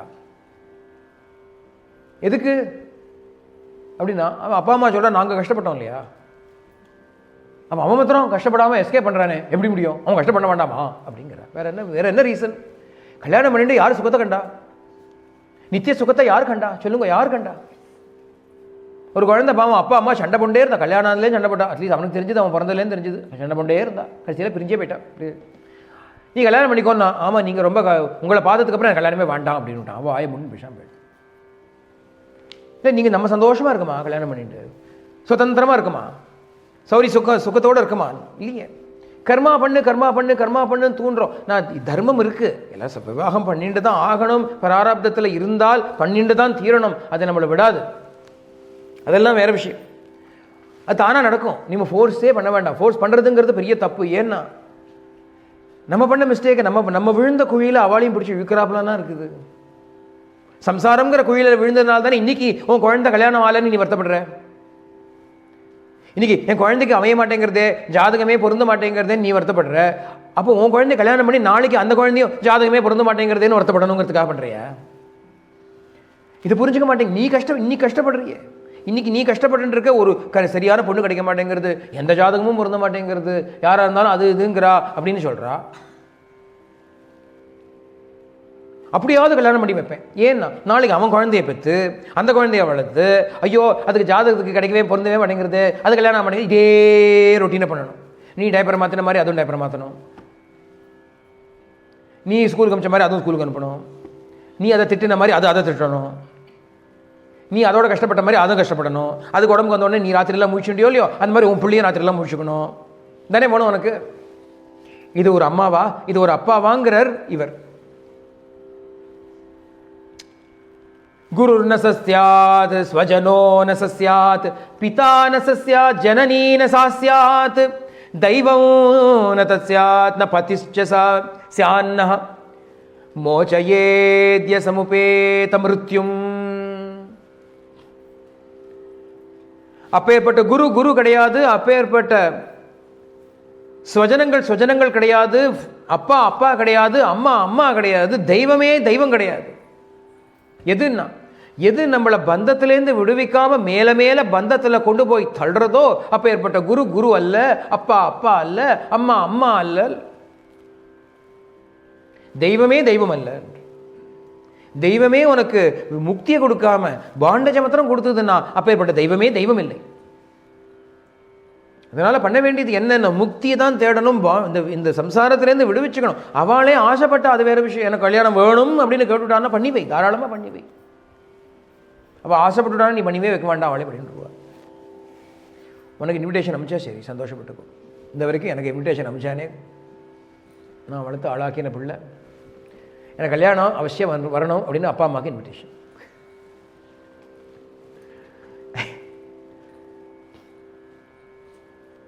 அவவா பிராரப்தத்தில் இருந்ததுன்னா எப்படியோ நடக்கும். ஆனால் நடக்கட்டும், அதெல்லாம் நிறுத்தினோன்னா உலகம் நடக்குமா சொல்லுங்க? உலகமே நடக்குமோ? உலகம் நடக்கணும்னா அதெல்லாம் தேவையில்லை, அதெல்லாம் வேணுமே, எல்லாம் இருக்கட்டும், அதில் எந்த தப்பும் இல்லை, எந்த விதமான தப்பும் இல்லை. ஆனால் எதுக்கு நம்ம உந்துதல் கொடுக்கணும் அப்படின்னா, மோட்சத்தை நாடுடான்னு சொல்லி கொடுக்கணுமே தவிர பந்தத்தை நாடுன்னு சொல்ல வேண்டாம். பந்தம் தானாக தான் வந்து விழறதே, நமக்கு மோட்சம் தானாக வந்து விழமாட்டேங்கிறது. மோட்சத்துக்கு சாதனை பண்ணித்தானே தீரணும். அப்போ மோட்ச சாதனைக்காக மோட்சத்துக்கு பகவான்கிட்ட போய் பிரார்த்தனை பண்ணு, பகவான் தான் வேணும்னு கேளு அப்படின்னு எல்லா அப்பா அம்மாக்களும் குழந்தைகளும் சொல்லிக் கொடுத்தா அவாதான் நிஜமான உண்மையான அப்பா அம்மாக்கள் அப்படின்னு ரிஷபதேவர், சாட்சாத் பகவானுடைய அம்சமான ரிஷபதேவர் சொல்லிக் கொடுக்குறார். அப்படி சொல்லிக் கொடுத்துட்டு அவர் தன் பிள்ளைக்கும் அப்படி தான் சொல்லிக் கொடுத்துட்டு அவர் கிளம்பிட்டார். அவர் பிள்ளை தான் பரதன் அப்படிங்கிற பேர். ஒரு சக்கரவர்த்தி. அவருக்கு அப்புறம் ரிஷபதேவனே ஒரு சக்கரவர்த்தியாக தான் இருந்தார். அவருக்கு அப்புறமான சக்கரவர்த்தி பொசிஷனில் அந்த பரத சக்கரவர்த்தி வந்தார். அவர் ஆண்டதுனால தான் பாரத வருஷம் அப்படின்னே நம்மளுடைய தாய்நாட்டுக்கு பேர். பரதன் ஆண்டதுனால பாரதம் அப்படின்னு பேர். இவ்வளோ நன்னா அவர் ராஜ்ய பரிபாலனம் பண்ணி வெகு வருஷ காலங்கள் பண்ணிட்டு அப்பா பண்ண மாதிரியே எல்லாம் முடிஞ்சதுக்கப்புறம் காட்டுக்கு கிளம்பிட்டார். காட்டில் போய் தபஸ் பண்ணுவோம் அப்படின்னு வந்துவிட்டார். பகவான் தானே வேணும், எப்படியும் பண்ண வேண்டிய கர்த்தவியங்கள் எல்லாம் பண்ணியாச்சு. வேதோக்தமாக தர்மோக்தமாக எதை செய்ய வேணுமோ அது எல்லாத்தையும் பண்ணியாச்சு. அவரும் கல்யாணம் பண்ணிட்டு குழந்தைகள் எடுத்து அவளை நல்லா வளர்த்து விட்டு ராஜ்ய பரிபாலனமும் பண்ணிவிட்டு இப்போ எல்லாம் ரிட்டையரிங் டைம் வந்துவிட்டு இல்லையா, அதனால் அவனுடைய ஒய்ஃபை குழந்தைகள்கிட்ட ஒப்படைச்சிட்டு அவர் காட்டுக்கு வந்துட்டார். அவள் வரமாட்டேன்ட்டாலோ என்னவோ தெரியாது. இவர் நினச்சா நீ வந்தால் தபசு நடக்காது, நீ பேசாமல் அங்கேயே இரு அப்படின்னு சொல்லிட்டு ஆற்றுல வச்சுட்டு ஒரு கிளம்பி வந்துட்டார் காட்டுக்கு. எங்கே போனார்னா ஹிமாலயாஸ் போனார். ஷாலி கிராமங்கிற இடம், சக்கரா நதி அப்படிங்கிற நதி அங்கே ஓடுறது. அங்கே புலகாசிரமம் அப்படின்னு புலக மகரிஷனோட ஆசிரமம் அங்கே பக்கத்தில் இருந்தது. அந்த இடத்துல இவரும் தனக்குன்னு ஒரு சின்ன ஆசிரமத்தை அமைச்சுட்டு, ராஜா தானே எல்லாம் வந்து பண்ணி கொடுத்துட்டு போயிட்டா வாழலாம். அவர் மாத்திரமா இருக்கார் ஏகாந்தமாக. பகவத் தியானம் மாத்திரம் தான் இருக்கு அவருக்கு. காத்தாலேருந்து சாயங்காலம் வரைக்கும் பகவத் தியானம். பக்கத்தில் இருக்கிற ரிஷிகள் எல்லோட சேர்ந்து ஒரு சத்சங்கம். நன்னா பொழுது போகிறது அவருக்கு. அப்படி பண்ண பண்ண பண்ண தியானம் நன்னா உச்சகட்டத்துக்கு போகிறது. எப்படி போகிறது அப்படின்னா, இப்போ 4 முகூர்த்த காலம் தண்ணியிலேயே நின்று காயத்ரி சொல்லுவாராம் அவர். ஒரு முகூர்த்தங்கிறது திட்டத்தட்ட 1 மணி நேரம்னு வச்சுக்கோங்க. 4 முகூர்த்தம்னா 3.5 மணி நேரம். பராத சந்தியாவந்தனம் பண்ணானா 3.5 மணி நேரமாம். ஆத்தியானிகா பண்ணா 3.5 மணி நேரமாம். சாயம் சந்தியா 3.5 மணி நேரமா. நாளே முடிஞ்சு போயிடுத்து. நாளே முடிஞ்சு போயிடுது இல்லையா? நாள் முழுக்க சூரிய பகவான் காயத்ரி மந்திரத்தினால சூரிய பகவானை, சூரிய நாராயணனை தியானம் பண்ணிட்டு அப்படியே காலத்தை போக்கின்னு இருந்தார் பரதர். அவருடைய வைராக்கியத்தையும் அவருடைய ஒரு அனுஷ்டானத்தையும் பார்த்து அங்கே இருக்கிற ரிஷிகளுக்கெல்லாமும் பரம கௌதூகலம். எல்லாரும் வந்து பேசுவா, வா ராஜாவாக இருந்துட்டும் எல்லாத்தையும் விட்டுட்டும் எப்படி வைராக்கியத்தோடு நீங்கள் பண்ணிட்டு இருக்கீங்களே அப்படின்னு அவளும் சத்சங்கம் பண்ணிட்டு இருப்பா. எல்லாருமே இப்படி நன்னா நடந்துட்டு இருந்தது லைஃப். ஆனால் இந்த வாசனைகள் இருக்கோ இல்லையோ நமக்குள்ளுக்குள்ள பூர்வ ஜென்ம வாசனைகள்னு இருக்கும். பல ஜென்மங்களை அக்யூமுலேட் பண்ணி வரக்கூடியதான வாசனைகள் எல்லாம் நம்ம உள்ளுக்குள்ள பதுங்கி இருக்கு. இன்னைக்கு தலை காமிக்கலை அப்படின்னா அது இல்லவே இல்லைன்னு நம்மளால சொல்லிவிட முடியவே முடியாது. அதுக்கு ஒரு சின்ன உதாரணம், குழந்தைகள் இருக்கு. இந்த குழந்தைகளுக்கு, சின்ன குழந்தை 4-5 வயசு இருக்கிற குழந்தைகளுக்கு காம வாசனை உண்டோ? கிடையவே கிடையாது. அது இல்லவே இல்லைன்னு சொல்ல முடியுமோ? அந்த வயசு வந்ததுன்னா தானா தலையை தூக்கும். அந்த வயசு வர வர அது சில வாசனைகள் தலையை தூக்கும் இல்லையா? அது வரைக்கும் இருக்காது. ஒரு 30 வயசு வரைக்கும் குழந்தை வேணுங்கிற ஆசை கூட இருக்காது. ஒரு 30 வயசுக்கு மேலே தான் குழந்தை பெற்றுண்டு ஒரு வீடு வாசல் வச்சுட்டு ஒரு குடும்பத்தோடு இருக்கணுங்கிற ஆசையே 30 வயசு. நெஸ்டிங் சிண்ட்ரோம் பாது, நெஸ்டிங் இன்ஸ்டிங்க்ட்னு பயாலஜியில் சொல்லுவாது. ஒரு அந்த வாசனை அதுக்கப்புறம் தான், அது வரைக்கும் அந்த வாசனையே வராது. குழந்தையாவது குட்டியாவது அப்படின்னு 2 பேரும் தெரிஞ்சுட்டு இருப்பா. டபுள் இன்கம் நோ கிட்ஸ் டிங்ஸ் அப்படின்னு சொல்லிட்டு ஊராக திரிவோம், யூரோப்பியன் டூர் போவோம், அலாஸ்கன் க்ரூஸ் போவோம். குழந்தை குட்டி வச்சுன்னு போக முடியுமா? 2 பேர் தானே பிஸ்னஸ் கிளாஸில் போகலாம். அதை வேறு வச்சுட்டு அப்புறம் நம்ம போண்டி கிளாஸ் தான். அப்புறம் அன்றைக்கே சொன்னேன், டைப்பர் வாங்கி எல்லோரும் போண்டி ஆகிட்டாங்க. அப்போ அந்த ஆசைகள்லாம் என்ன பண்ணுவோம்னா ஒரு சில டயத்தில் தலை தூக்கும். நீங்களே பார்த்துருப்பேன், சின்ன வயசில் இந்த ஆசைலாம் வராது. ஒரு வயசு வர வர வர வர கொஞ்சம் கொஞ்சமாக அப்போ இந்த ஆசை எங்கே இருந்தது? உள்ளே இருந்தது, வாசனா ரூபமாக உள்ளே இருந்தது. அது மலர்ந்து வெளியில் வரத்துக்கு இத்தனை நாள் ஆச்சு, அவ்வளோதான். இன்னும் என்னென்ன வாசனைகள் காத்துன்னு இருக்கோ நமக்கு தெரியாது. டைம் ஒன்லி வில் டெல், இல்லையா? இது வரைக்கும் இல்லாத ஆசைகள்லாம் மெதுவாக ஒன்றுன்னா வருதே நமக்கு. ப்ரமோஷன் வாங்கணும் அப்படின்னு 5-10 வயசு குழந்தைக்கு ஆசை இருக்கா? சொல்லுங்க. நிறைய சம்பாதிக்கணும் அப்படின்னு ஆசை இருக்கா? இல்லையே. இப்போ நீ ஒரு உத்தியோகத்துக்கு போனேன்னா தானே உனக்கு அந்த ஆசை வருது. கல்யாணம் பண்ணிக்கணுங்கிற ஆசை ஒரு வயசுக்கு மேலே தானே வருது. குழந்தை பெற்றுக்கணுங்கிற ஆசை ஒரு வயசுக்கு மேலே தானே வருது. குழந்தை கல்யாணம் பண்ணணுங்கிற ஆசை ஒரு வயசுக்கு மேலே தானே வருது. பேரம்பேத்தி எடுக்கணுங்கிற ஆசை ஒரு வயசுக்கு மேலே தானே வருது. அப்போ எல்லாத்துக்கும் ஒரு காலம் இருக்குது. அந்த வாசனைகள் உள்ளே இருக்கும். இந்த ஜனவர்தனுடைய கதை, பரத சக்கரவர்த்தியினுடைய கதை நம்ம சொல்லிக் கொடுக்கறது. எல்லாத்தையும் விட்டுட்டு தபஸ் பண்ணுறதுக்காக வந்த இவர் ஒரு நாளைக்கு ஆஸ் யூஷுவல் நதியில் ஸ்நானம் பண்ணிட்டு சந்தியாவந்தனத்தை ஆரம்பிப்போம், அர்க்கியம் விடுவோம் அப்படின்னு ஆரம்பித்தார். நல்ல காலை பொழுது, இளம் வெயில், ரம்யமான ஒரு வாதாவரணம். அதில் ஒரு மான், ஒரு பெண் மான், a doe, a deer, a female deer. a doe, a deer, a female deer அங்கேருந்து வந்தது. நல்ல கர்ப்பவதியான மான், pregnant deer வேறு. a doe, a deer, a female deer, on top of it a pregnant deer. அது அங்கேருந்து வந்து அந்த ஜலத்தில், அந்த ரிவரில், நதியில் இப்படி ஜலம் சாப்பிடலான்னு வந்தது. அப்போது காட்டில் ஏதோ ஒரு விலங்கு, ஒரு சிம்மமோ ஏதோ புலியோ சிம்மமோ கர்ஜித்தது. பயங்கரமான ஒரு லவுடு கர்ஜனை, ரோர். அது கேட்ட உடனே இந்த மான் பயத்தில் துள்ளி குதிச்சது.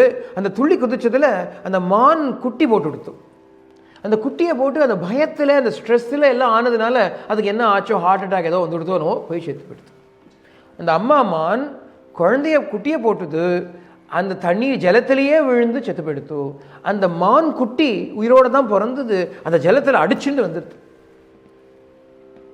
அதை பார்த்த உடனே இந்த பரத சக்கரவர்த்தி அப்போ தானே பண்ண போயிருக்கார். அவர் கண்ணை மூடிட்டார்னா அவர் ஒன்றும் தெரிஞ்சிருக்காது பாவம். அவர் கண்ணை திறந்துட்டு எல்லாத்தையும் பார்த்துட்டு ரசிச்சுட்டு இருக்கார் சூரிய பகவானுக்கு அர்க்கியம் கொடுக்கறதுக்காக.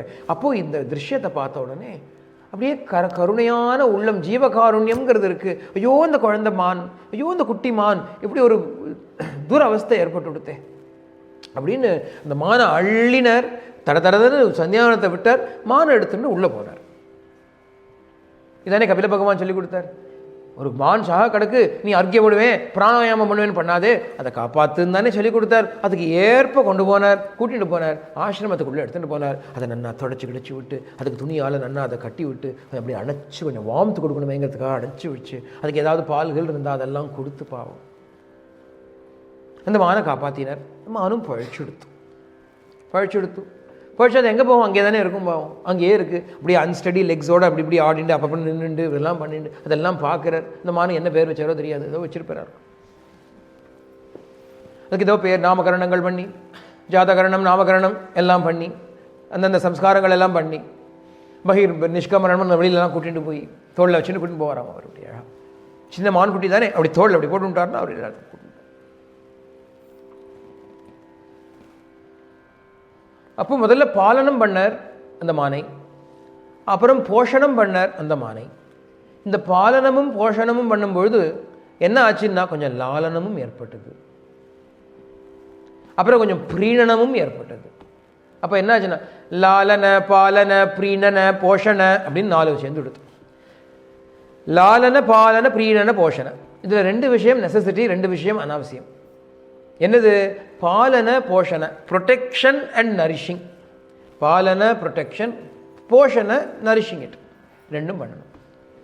லாலனை, பிரீணனை, கொஞ்சறது, அதோட விளையாடுறது, அதோட கொஞ்சறதும் அதை விளையாடுறதும்.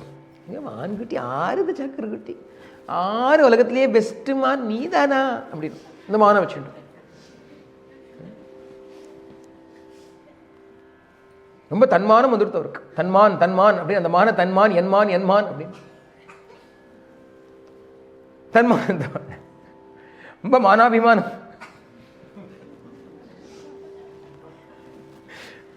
மானாபிமானையோஹோ அப்படிம்பா பகவான் கீதையில். இதுக்கு மானுக்கு மேலே ஒரு அபிமானம் இல்லையா, அதனால அது மானாபிமானம், அது ஒரு மாதிரி அபிமானம்.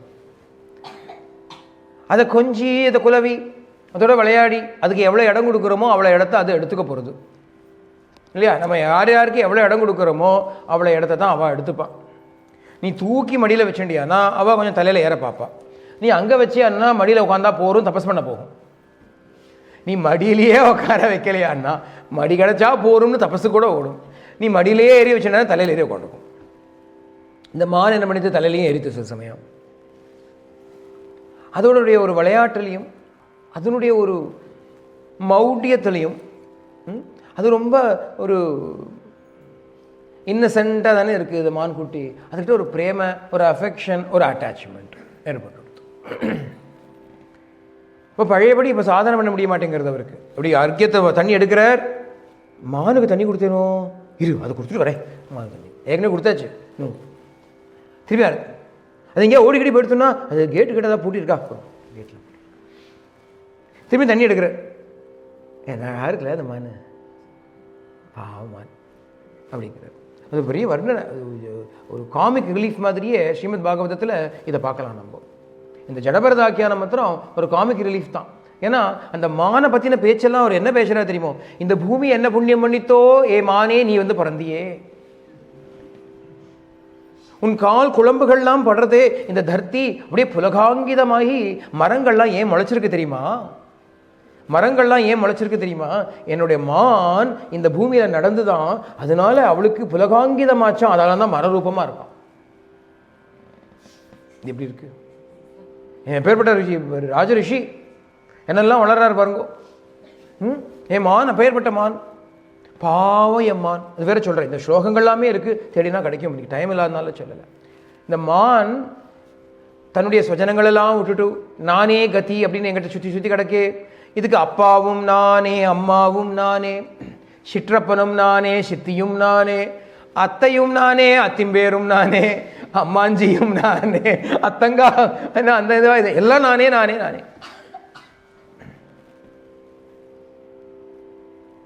அவர் இதெல்லாம் சொல்கிற ஸ்லோகத்தில் இருக்கு. இந்த மானுக்கு வேறு யார் இருக்கா?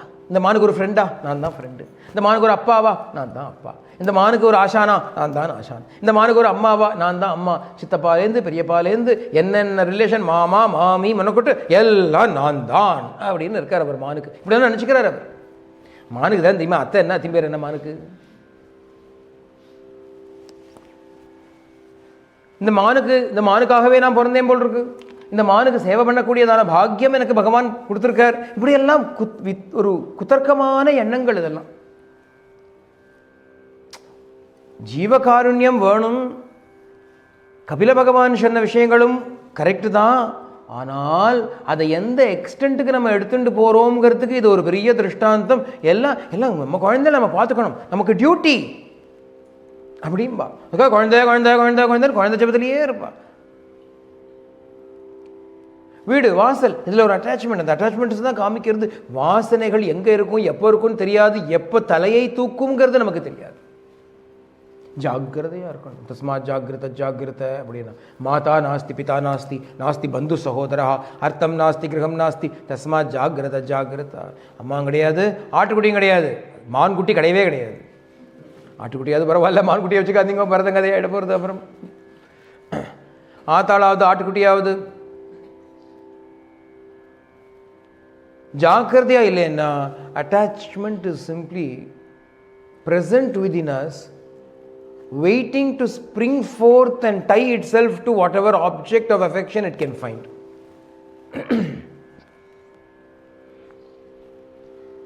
எதையாவது ஒன்றில் அட்டென்ஷன் திரும்பும்,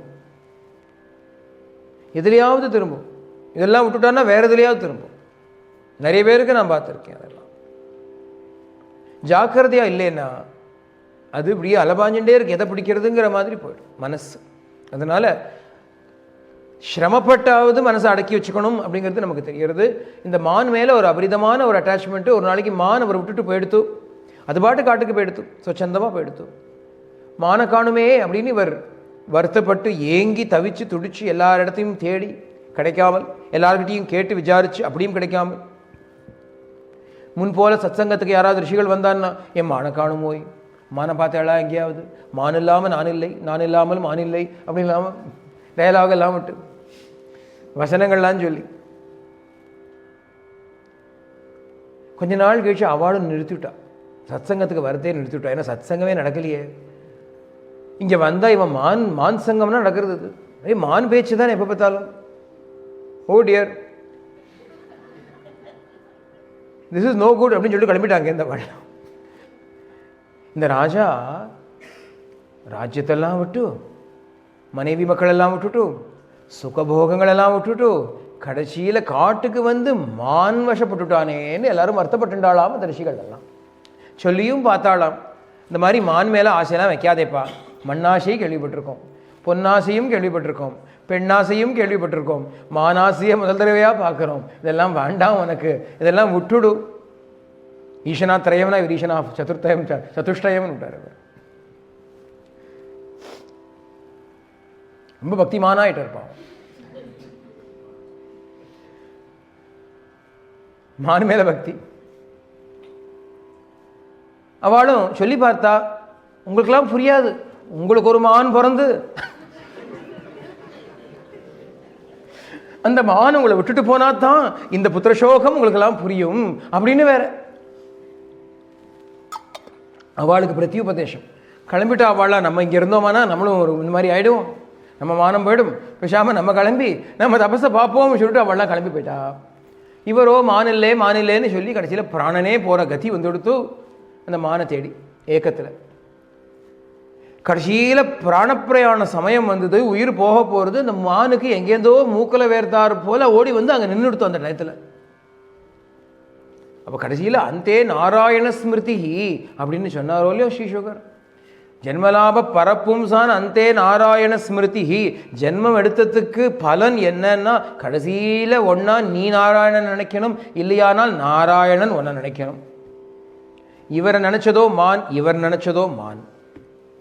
மான் இவரை நினைச்சது, இவர் மான நினைச்சார், மான நினைச்சு என் மானேன்னார், பிராணம் எடுத்து. அடுத்த ஜென்மா எடுத்தார், ஏன்னா சித்தி ஆகலையே. அடுத்த ஜென்மா என்னவா எடுத்தார்னா கடைசி நிமிஷத்தில் எதை நினைச்சுண்டு இந்த உடம்பை தியாகம் பண்ணுறோமோ அடுத்த ஜென்மாவில் அதுதான் நமக்கு கைகூடும் அப்படின்னு கிருஷ்ண பரமாத்மா கீதையில் சொல்கிறான் இல்லையா.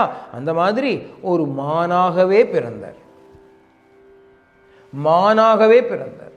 ஆனால் அவர் பண்ண தபஸுனால அந்த பூர்வ ஜென்ம ஸ்மிருதி இருந்தது, அவருக்கு அந்த ஞானம் இருந்தது, அந்த ஞாபகம் இருந்தது. அதனால் அவர் என்ன பண்ணார் அப்படின்னா, இனி அதில் நான் போகக்கூடாது, இனி இந்த தப்பில் நான் விழப்படாது, இந்த பண்ண தப்பை பண்ணப்படாது அப்படின்னு சொல்லிட்டு என்ன பண்ணார், திருப்பியும் அந்த மான் கூட்டத்தெல்லாம் விட்டுட்டு அந்த புலகாசிரமத்துக்கே வந்து அங்கேயே வாழ்ந்துட்டு இருந்தாராம். இந்த பிராண தியாகம் பண்ணணுங்கிறதுக்காக காத்துட்டு இருக்கார் அந்த மான். ஜாத ஸ்மிருதி இருந்தது அவருக்கு, ஞாபகங்கள் எல்லாம் இருந்தது. மானா இருந்தாலும் மனுஷ ஞாபகங்களோடு தான் இருந்தார். அதனால் மானா இருக்கும்பொழுதே என்ன நினச்சிட்டே இருந்தாராம்னா, நாள் எதுவோ அந்த நான் ஒடுங்க,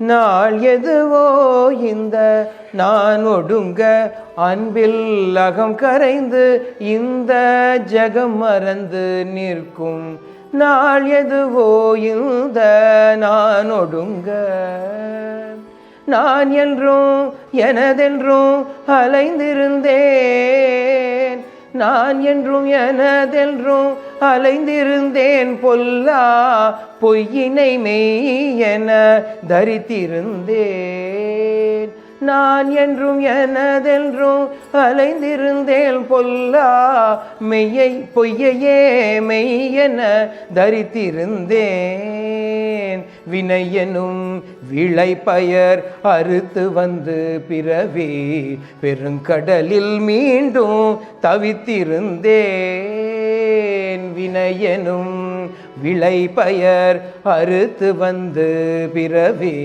பெரும் கடலில் மீண்டும் தவித்திருந்தேன். என்னை காக்கும் பணியும் இங்கு உனதல்ரோ, காக்கும் பணியும் இங்கு உனதல்ரோ, சத்ய சாயிதேவா நானும் உனதல்ரோ. என்னை காக்கும் பணியும் இங்கு உனதல்ரோ, சத்ய சாயிதேவா நானும் உனதல்ரோ. அன்பை புகட்டி எந்தன் விழி திறந்து, அன்பை புகட்டி எந்தன் விழி திறந்து உய்ய வைத்திட நீ வந்திடும் நாள் எதுவோ இந்த நான் ஒடுங்க. எந்த நாள் வருமோ இந்த நான் ஒடுங்கிறதுக்கு அப்படின்னு பிரார்த்தனை பண்ணிட்டே, இந்த அகங்காரம் போகணுமேனு பிரார்த்தனை பண்ணிட்டே இருந்தார். அப்படியே பிராணத்தியாகமும் பண்ணார் ஜலத்திலேயே ஒரு நாளைக்கு. அவருடைய காலம் முடிய அந்த மான் சரீரத்தை தியாகம் பண்ணி திரும்பவும் இன்னொரு ஜென்மா எடுக்கிறார் ஒரு பிராமணனுடைய பிள்ளையாக. ஒரு பிராமணன், வேதவித்தான பிராமணன், நல்ல சாஸ்திரோக்தமான வாழ்க்கையை வாழ்ந்து கொண்டிருக்கக்கூடிய ஒரு பிராமணன்.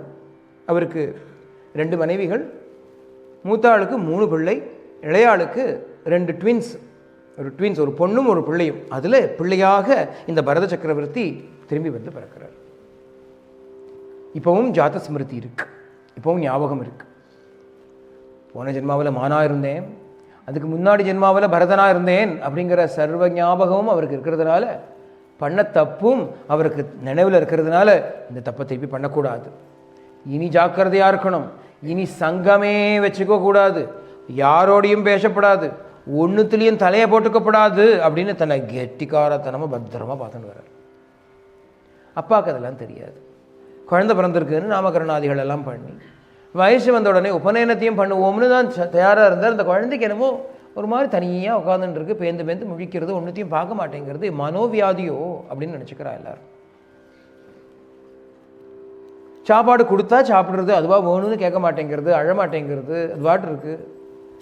எறும்பு கிரும்பு கடிச்சா கூட இப்போ ஷாம இருக்குது, இவாளாக பார்த்து விட்டா தான் உண்டு.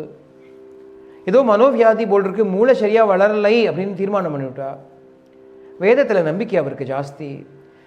காயத்ரியை சொல்லிக் கொடுப்போம், பூனலை போட்டு இந்த காயத்ரி மந்திர தீட்சையை கொடுத்தோமானால் காயத்ரி எல்லாத்தையும் பார்த்துப்போ, அந்த அம்மா எல்லாத்தையும் பார்த்துப்போ, தியோயோனக பிரச்சோதயாத்துன்னு அந்த மூளைய அறிவை அவள் வளர்த்து விடுவள் அப்படிங்கிற ஒரு நம்பிக்கையோட அந்த பிள்ளைக்கு பூனல் போட்டு வச்சார் இந்த பிராமணன். பூனல் போட்டால் காயத்ரி சொல்லணுமோன்னு, காயத்ரி சொல்கிறதுக்கு காயத்ரி கற்றுக்கணுமோன்னு. காயத்ரி ஒரு பெருசா 24 அக்ஷரம், அப்படிதான் காயத்ரி. எல்லாரும் அசால்ட்டாக அப்பெல்லாம் பாடுறா. ஓம் பூர்புவ சுவ தத்சவிதுர்வரேண்யம் நம்ம பாட்டு பாடிட்டு ஆடிட்டு அது மாதிரி பாடு. மந்திரம் அது, பாட்டல்ல. காயந்தம் திராயத்தி காயத்ரின்னு சொன்னாலே ஒழி அதுக்காக பாடணும்னு அர்த்தம் இல்லை. அந்த மந்திரத்தை கற்றுக்கணுமோன்னோ இந்த பையனுக்கு சொல்லி கொடுக்குறாரு. அவர் எவ்வளோ சொல்லி கொடுத்தாலும் கற்றுக்க முடிய மாட்டேங்குது. ஓம்னா ஓம்ங்கிறது, அப்புறம் பூன்னா பாங்கிறது, புவஹன்னா பவஹங்கிறது, அது பாட்டு தப்பு தப்பா சொல்கிறது. அவரும் ட்ரை பண்ணுறாரு. 6 மாத காலம் காயத்ரி மந்திரம் சொல்கிறதுக்கே போச்சுன்னா நீ சந்தியாவந்தங்களாம் என்னி கற்றுக்கிறது? நீ எவ்வளோ மந்திரம் இருக்கிறதுல ஆபோஷ்டாமயா புவான்னா ஓம் பூர்வசே வரலையே இவருக்கு எதாவது ஆபோஷ்டாமயா புவா, அது தானே ஊர்ஜியாவாகிடும். அப்புறம் ததாதனான்னு அது தந்தனானு தானே வாங்கிட்டு இருக்க வேண்டியதுதான். வரமாட்டேங்கிறது என்ன, ரொம்ப வெறுத்து போயிட்டார். குழந்தைக்கு வேதம் சொல்லி கொடுப்போம் எல்லாம் பண்ணுவோம்னு நினச்சா காயத்ரியே வரலையே அப்படின்னு நொந்து போய் கடைசியில் அவரோட அட்டாச்மெண்ட் பாவம். இவருக்கு இருக்கிற அட்டாச்மெண்ட் இருக்கிற அப்பாட்டே வந்து பிறந்தார். அவர் அட்டாச்மெண்ட்லேயே அவர் போய் சேர்ந்தார். கடைசியில் பிள்ளை இப்படி இருக்கானேன்னு அவர் சாக கடந்துட்டார். அப்போ அது மூத்த பிள்ளைகள் 3 பேரையும் கூப்பிட்டு, உன் தம்பியை பார்த்துக்கோங்கடா, நீங்கள் தான் அது ஒன்றுக்கும் உதவாத கரையாக இருக்குது, ஒன்றும் தேராது போல் இருக்குது, கொஞ்சம் பார்த்துக்கோங்கோ, அப்பப்போ வேலைக்கு சாப்பாடு கீப்பாடு ஏதோ போட்டுக்கோங்கோ அப்படின்னா. சரிப்பா தம்பி தானேப்பா பார்த்துக்குறோம்ப்பான்னா அவரும் கிளம்பினார் அங்கேருந்து. இந்த பையனை பார்த்துண்டா. அண்ணாமார்கள்லாம் ஒன்றும் பொல்லாதவா இல்லை, நல்லா தான் பார்த்துண்டா, என்ன அதுக்கு ஒன்றும் வேண்டாம், இவ்வளோ சாதம் போட்டால் போகணும் சாப்பிடுவான். நான் முழுக்க வெறுமை வெட்டியாக உட்காந்துட்டு இருக்கானே, அது ஒரு வேலை கொடுப்போங்கிறதுக்காக வேலை கொடுத்தா. அவளுக்கு வயல் வைக்கலாம் இருந்தது. அங்கே போய் பறவைகள்லாம் வராமல் பார்த்துக்கோப்பா, அறுவடையெல்லாம் சாட்டுற பொறுத்துன்னா அங்கே போய் ரொம்ப ஸ்கேர் க்ரோவாக இருந்தார். Basically he was not even frightening actively, he was not frightening the crows away, he was merely scaring them by his presence. ஏதோ இருக்குது போல் இருக்குன்னு நினச்சி பேசாமல் போயிடுத்துக்கலாம், அவ்வளோதான், வேறு ஒன்றும் பண்ணலை. அவர் அங்கே பேசாமல் உட்காந்துருக்கார். உள்ளுக்கு இருக்கிற அந்த ஸ்வரூபத்தையே தியானம் பண்ணிட்டு ஞானம் ஏற்பட்டுறதுனால அதையே தியானம் பண்ணிட்டு அப்படியே இருக்கார். அவர் ஒன்றும் எக்ஸசைஸ் கிடையாது, ரொம்ப செடன்ட்ரி லைஃப் ஸ்டைல். அண்ணாவோ சாப்பாடு போடுறா, சாட்டு உட்காந்துருக்கார், நல்லா கொழுன்னு இருக்கார். அது என்ன பண்ண, அது பாடியோட ஃபங்க்ஷன் தானே. எக்ஸசைஸ் பண்ணலை, கேலரி டெஃபிசிட் கிடையாது, வெறும் ஆத்ம விசாரம் பண்ணுறேன்னு உட்காந்துட்டு சாண்டே இருந்தானா குண்டா தான் ஆகணும். குண்டால துஷ்டி புஷ்டியாக இருக்கிறது அண்ணா, உருண்டையாக இருக்கிறது அண்ணா. அப்போ அவர் பாட்டு உட்காந்துட்டு இருக்காரா. அப்போது அந்த ஊர் பக்கத்தில் ஒரு காடு, அந்த காட்டில் சில காட்டுவாசிகள்லாம் இருக்கா. அவளுக்கு ஒரு தலைவன், அவனுக்கு பிள்ளையே பிறக்கலையாம். பாவம், அவன் பிள்ளை பிறக்கிறதுக்கு என்ன பண்ணுறதுன்னா, அவனுடைய மந்திரவாதி ஒருத்தன் இருந்தால் அவன் சொன்னால் காளிக்கு ஒரு நர பலி கொடுத்தோமானா அவனுக்கு பிள்ளை பிறக்கும். லாஜிக் என்னன்னு தெரியல, ஒருவேளை இந்த ஆத்மாவே தெரியும் பிள்ளையாக பிறக்குமோ என்னவோ தெரியாது. சில ஆற்றுலாம் நடக்கும் இல்லையா, ஒரு பாட்டி போவா உடனே பேரம் பிறக்கும், இந்த பாட்டியே பிறந்துட்டா அப்படின்பா. நிறையா தான் நடக்கும். அது பாட்டி யாராவது போயிட்டான்னா அப்புறம் ஒரு வருஷத்தில் ஒரு குழந்தை பிறக்கும். ஏன்னா ஜடபரதன் மாதிரி அந்த மானை நினச்சிட்டு போனார். இந்த பாட்டி அவளே பிள்ளைக்கு தான் இன்னும் குழந்தையே பிறக்கல, இல்லை பேரனுக்கு தான் இன்னும் குழந்தையே பிறக்கல அப்படின்னு இருக்கும். பேரனுக்கு குழந்தை பிறக்கும், பேரனுக்கு குழந்தையே பிறக்கல, பேரனுக்கு குழந்தையே பிறக்கல நினச்சிட்டே போவா. அவளே பேரனுக்கு குழந்தையாக வந்து பிறந்துருவா. எதை நினைக்கிறோமோ அதுதானே வருது நமக்கு கடைசி காலத்தில். இந்த வேடுவ தலைவன் பிள்ளை வேணுங்கிறதுனால ஒரு நர பலி கொடுப்போம், ஒரு ஆளை கொண்டு வந்து காளிக்கு பலி கொடுப்போம்னு தீர்மானம் பண்ணி 4 பேர் அமிச்சா. அவளும் தேடிட்டு வந்தா. பார்த்தா இவர் உட்காந்துட்டுருக்கார், நன்னா உட்காந்துட்டுருக்கார். காளிக்கு நிறைய கிடைச்சிது, இன்னைக்கு கிலோ கலக்கில் கிடைச்சிது. இன்றைக்கி காளிக்கு எடுத்துன்னு போவோம். ஏதோ சோனியா சோபலாங்கியா ஒருத்தன் இல்லாமல் துஷ்டி புருஷனாக ஒருத்தன் கிடச்சானேன்னு சொல்லிட்டு அவனை, ஹேய் ஜாக்கிரதையாக வாங்கடா, நீ அந்த பக்கமாக வா, நான் இந்த பக்கமாக வரேன், ஓடிவிட போகிறான், டபக்குரு கப்புன்னு பிடிச்சிருவோம் அவனை அப்படின்னு பிளான்லாம் போட்டுன்னு வந்தால் அவர் தேவையான பண்ணுறது. சரிடா விசித்திரமாக இருக்குது, மெதுவாக வெளியே வந்தா அப்படின்னு பேசாமல் உட்காந்துருக்கார். பிடிச்சா அப்படின்னு வன்மையாக உட்காந்துருக்கார். கிழிச்சு எழுத்துன்னு போனான். அவர் பாட்டு பின்னாடி வர ஆரம்பிச்சிட்டார். கொஞ்ச கழிச்சு விட்டுட்டா. அவன் வந்துட்டே இருக்கார். பிடிச்சி விட்டு இருக்க வேண்டாம், அதுவா வருது வா அப்படின்னு நேராக அவளோட வந்தார். அவள் எங்கே கூட்டின்னு போனாலும் அந்த இடத்துல அவளுக்கு ஸ்நானம் பண்ணா, அவளுக்கு குளிப்பாட்டினா. ஏன்னா பலி கொடுக்கறதுக்கெல்லாம் க்ளீன் பண்ணணும் இல்லையோ, சுத்தம் பண்ணி மாலை மரியாதையெல்லாம் பண்ணா, சந்தனாதிகள்லாம் பூசினா, நிறைய சாப்பாடு போட்டா, சாப்பிட்டார். காளி கோவிலுக்கு கூட்டின்னு போயிட்டான். அது அங்கே வந்துட்டார். அங்கே அந்த பலி பீடம் ஒன்று இருக்குது, அதில் தலையை வைக்கணும் பலி கொடுக்கறதுக்கு. தலையை வையினார், வச்சார். அவன் தூக்கினான். அந்த பலி கொடுக்கக்கூடியவன் வந்து அந்த பெரிய ஒரு கத்தி இருக்குது, அந்த கத்தியை தூக்கினான். முன்னாடி காளி நிற்கிறான், பெரிய ஸ்டாச்சு விற்கிறான், காளி விற்கிறோம், கோரமாக இருக்காவ. எப்போ இந்த ஜடபரதனுடைய தலையை அவள் வெட்டணும் அப்படின்னு நினச்சிட்டு, அந்த குழந்தைக்கு பேரே என்னன்னு தெரியாது, ஜடபரதன் நம்ம சொல்லிக்கிறோம், அவ்வளோதான். அந்த ஜடபரதனுடைய தலையை வெட்ட அவள் எப்போ முயன்றாளோ அப்போ அந்த காளி பிரத்யட்சமாகி அங்கேருந்து அப்படியே அந்த ஸ்டாச்சுலேருந்து வெளில வந்து அவன் கையை பிடிச்சி அவன் கையில் இருக்கக்கூடிய வாழை உருவி அவள் அத்தனை பேர் தலையும் அவளே கட் பண்ணி நரபலி அவள் பண்ணிவிட்டான். இவரை காப்பாற்றிட்டான். இப்படி பார்த்தார், இப்படி காளியை பார்த்தார். சரி காளி வந்திருக்கா சொல்லிட்டு அப்புறம் கிளம்பிட்டார். அவர் ஒன்றும் பண்ணலை.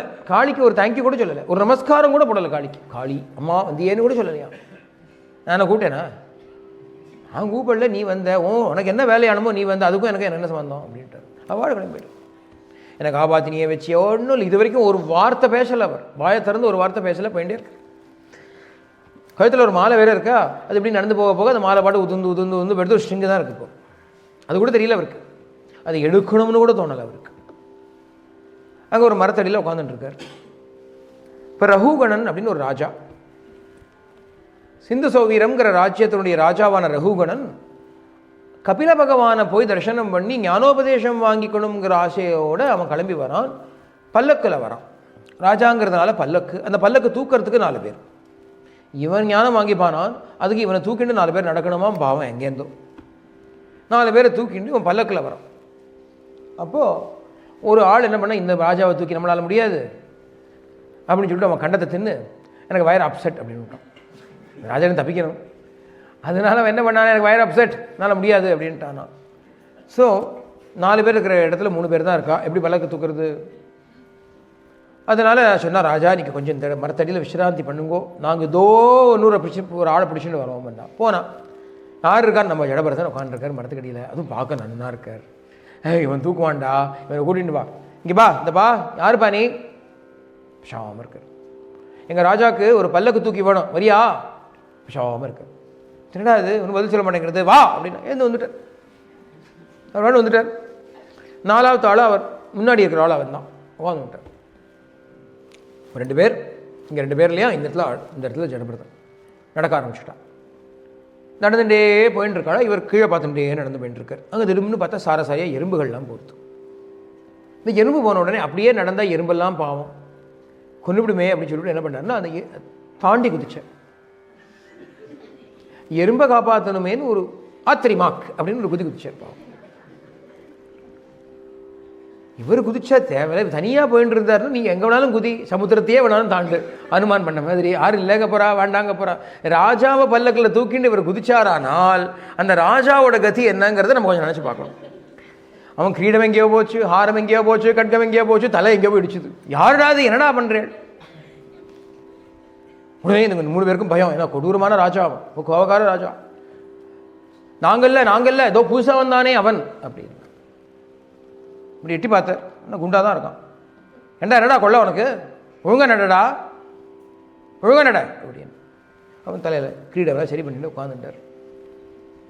திருப்பி நடந்து போனால் திருப்பி இன்னொரு சாரசாரியாக எறும்பு வருது. இவன் திருப்பி ஒரு குதி, ஹை ஜம்ப், லாங் ஜம்ப், எந்த கேட்டகரியெலாம் இருக்கோ அந்த கேட்டகரி அத்தனையும் பண்ணிட்டு இருக்கார். கோல்டு மெடல் வாங்கிட்டு வர போல இருக்க எல்லாத்துலேயும் ஒலிம்பிக்ஸ் போனான். ஒரு குதி, ராஜா அலங்கோலப்பட்டு போயிட்டான். கோவம் வந்துடுது அவனுக்கு. திருப்பி அவனா அப்படின்னா, அவனே தான் சுவாமி, நாங்கள் ஒன்றும் பண்ணலை. கோவம் வந்தது ராஜாக்கு. என்னடா உயிர் மேலே ஆசை இல்லையா அவனுக்கு?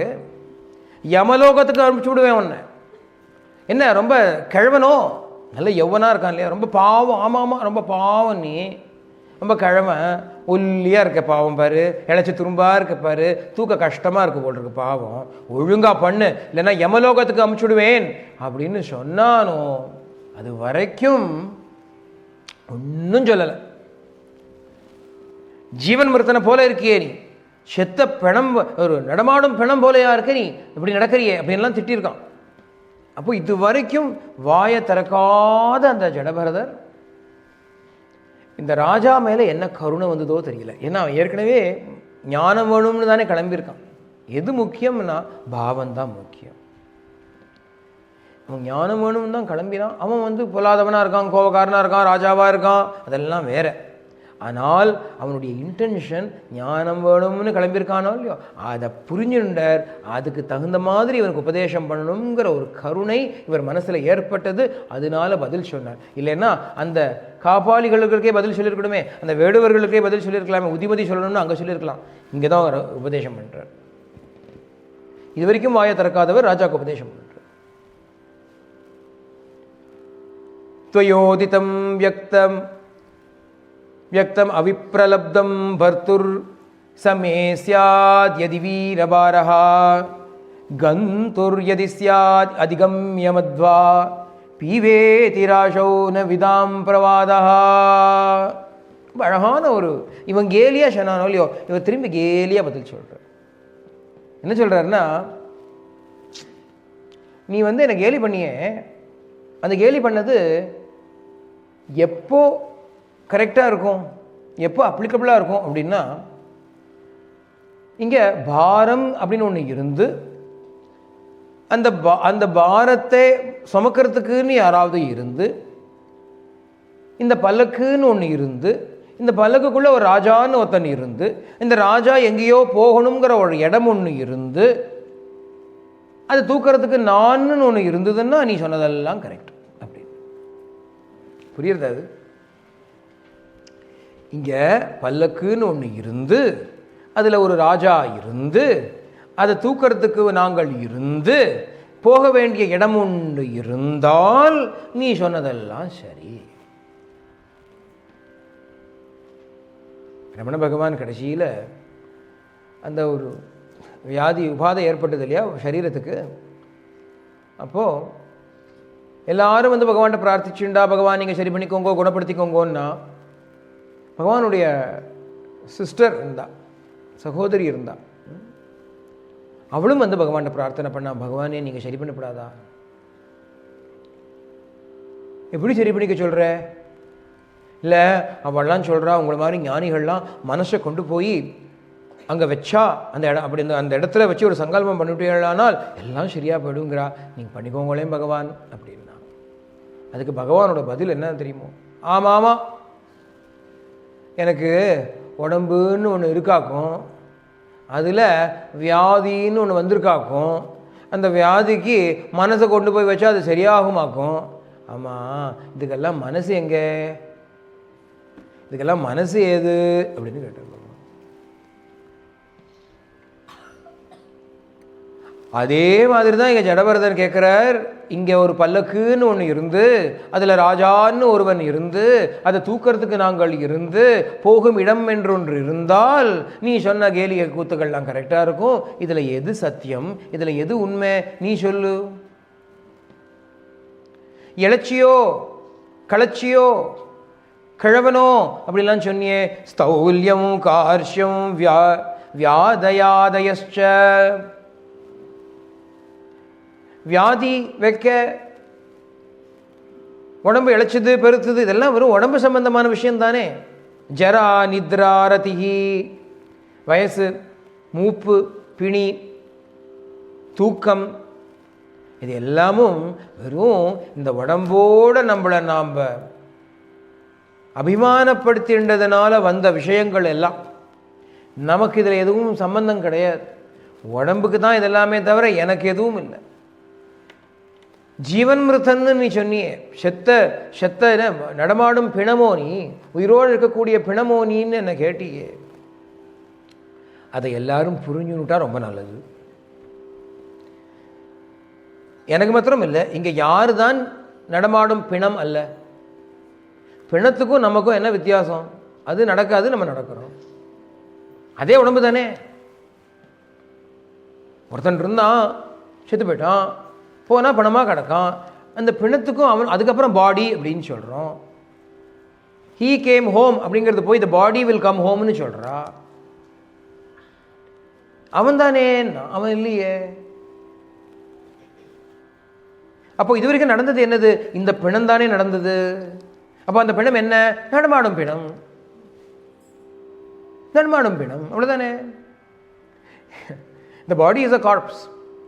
அதனால தான் இன்றைக்குமே இங்கிலீஷில் என்ன யூஸ் பண்ணுறோம்? கார்போரல் அப்படின்னு சொல்கிறோம். கார்போரல்ங்கிற வார்த்தை கேள்விப்பட்டிருக்கீங்களா நீங்கள்? கார்போரியல் என்ன அப்படின்னா பாடின்னு அர்த்தம். கார்பஸ் அப்படின்பா. கார்பஸ் கிறிஸ்டி அப்படின்னு ஒரு லாட்டின் டேர்ம் உண்டு. அப்படின்னா த பாடி ஆஃப் கிரைஸ்ட்னு அர்த்தம். கார்பஸ் அப்படின்னா பாடி, அதுலேருந்து தான் கார்ப்ஸ் வருது. கார்பஸ் அப்படிங்கிறது பாடி.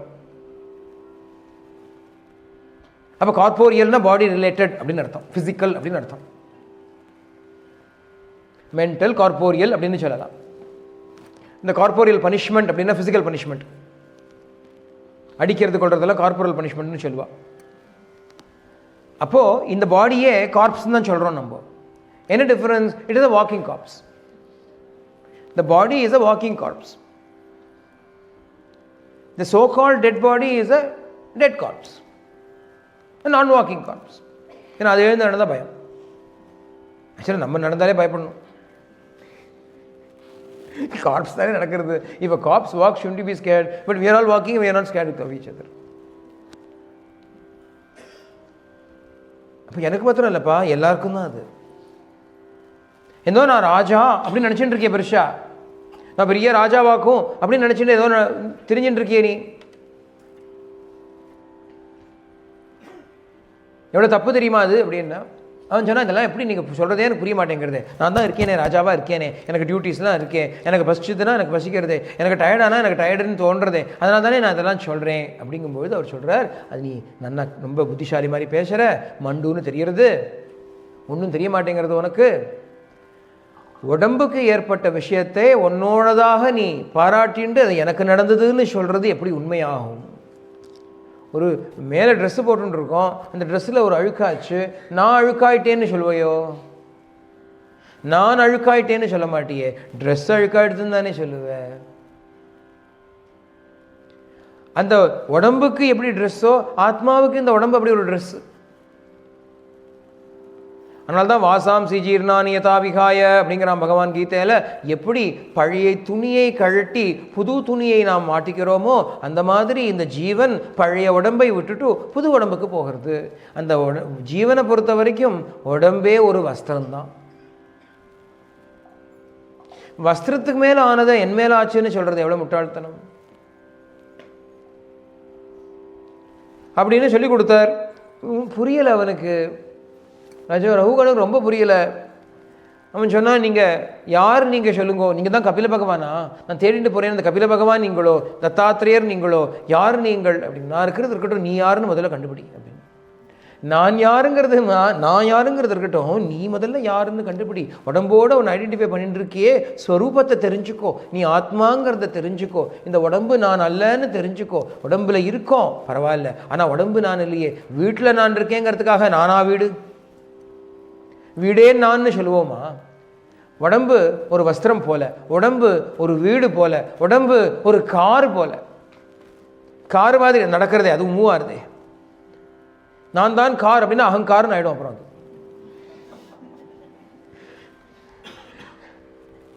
அகங்காரம்னா என்னன்னா, ஐ எம் த கார் சொன்னா அகங்கார், அகம் கார், இதான் கார். நம்ம கார்னு இன்னைக்கு சொல்றோம். உபனிஷத்து என்ன சொல்றதுன்னா ரதம்னு சொல்றது. உபனிஷத்து இந்த உடம்பை ரதம்னு சொல்றது. ரதம்னா கார் தான். கார் ஃபெஸ்டிவல் அப்படி தானே ரதோத்சவத்தை சொல்றோம். இந்த உடம்பு கார். அதுக்கு 5 இந்திரியங்கள் தான் குதிரைகள். மனசு தான் அதுக்கு கடிவாளம். அதில் உட்கார்ந்து இருக்கிற ஜீவன் தான் பிரயாணி, யாத்ரி. புத்தி தான் சாரதி அப்படின்னு உபனிஷத்து சொல்லி காமிக்கிறது. இந்த உடம்பு ஒரு ரதம். அந்த உடம்பாகிய ரதத்தில் 5 குதிரைகள் பூட்டப்பட்டிருக்கு. The 5 senses are the horses, the body is the chariot, the senses are the horses, the mind is the reins, the buddhi is the charioteer, and the self is the passenger. அப்போ நானே கார்னு சொல்ல மாட்டேமே. We will not say I am the car. அப்போ when we declare we are the car, in other words when we are saying I am the body, அதுக்கு அகங்காரம்னு பேர். அப்போ இந்த அகங்காரம் எப்படி போகும்? இந்த அகங்காரம் போடும், எனக்கு ஞானம் போடுமே, அது எப்படி வரும் அப்படின்னா, அவர் சொல்ற பேரை சொல்லி சொல்ற. ரகுகுணா, ரகுகுணனே தெரிஞ்சிருக்கு, எல்லாம் தெரிஞ்சு. ரகுகுணா ஏ தத் தபசான யாத்தி, தபஸ் பண்ணதுனால போகாது. தபஸ் பண்ணியானா என்ன சொல், நான் எவ்வளோ தபஸ் பண்ணேன் பத்தியா, தபஸ் பண்ணி இழைச்சி போயிட்டேனா, தபஸ் பண்ணி களைச்சி போயிட்டேனா, அதே திருப்பி அந்த இழைச்சி எல்லாம் வந்துடும். நச்சே ஜெயா, யஜ்யம் பண்ணாதனால வராது, யஜ்ய யாகாதிகள்னால வராது. அது பண்ணாலும் கண்ணெல்லாம் எரியறது எனக்கு அப்படிம்போம். எதையாவது திருப்பி அதை சொல்லுவோம்.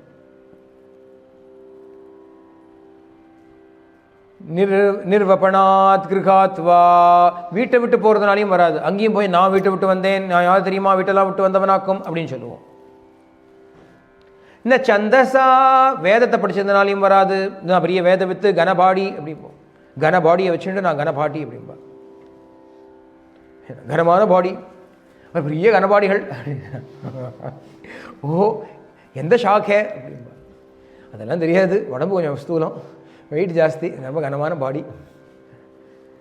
அப்படி சந்தசா, வேதத்தினாலையும் கிடையாது. நைவ ஜலாக்னி சூரியைஹி, அக்னி கர்மா பண்ணதுனாலையோ, ஜலத்துக்கு எதா பண்ணதுனாலும், ஜலத்தினால அர்க்கியம் பண்ணதுனாலையோ, சூரியன் உபாசனை பண்ணதுனால எதுனாலையும் கிடைக்காது. இந்த அகங்காரம் போகணும் அப்படின்னா தபஸ் இல்லை, யஜ்யம் இல்லை வழி, தான தர்மாதிகள் இல்லை வழி,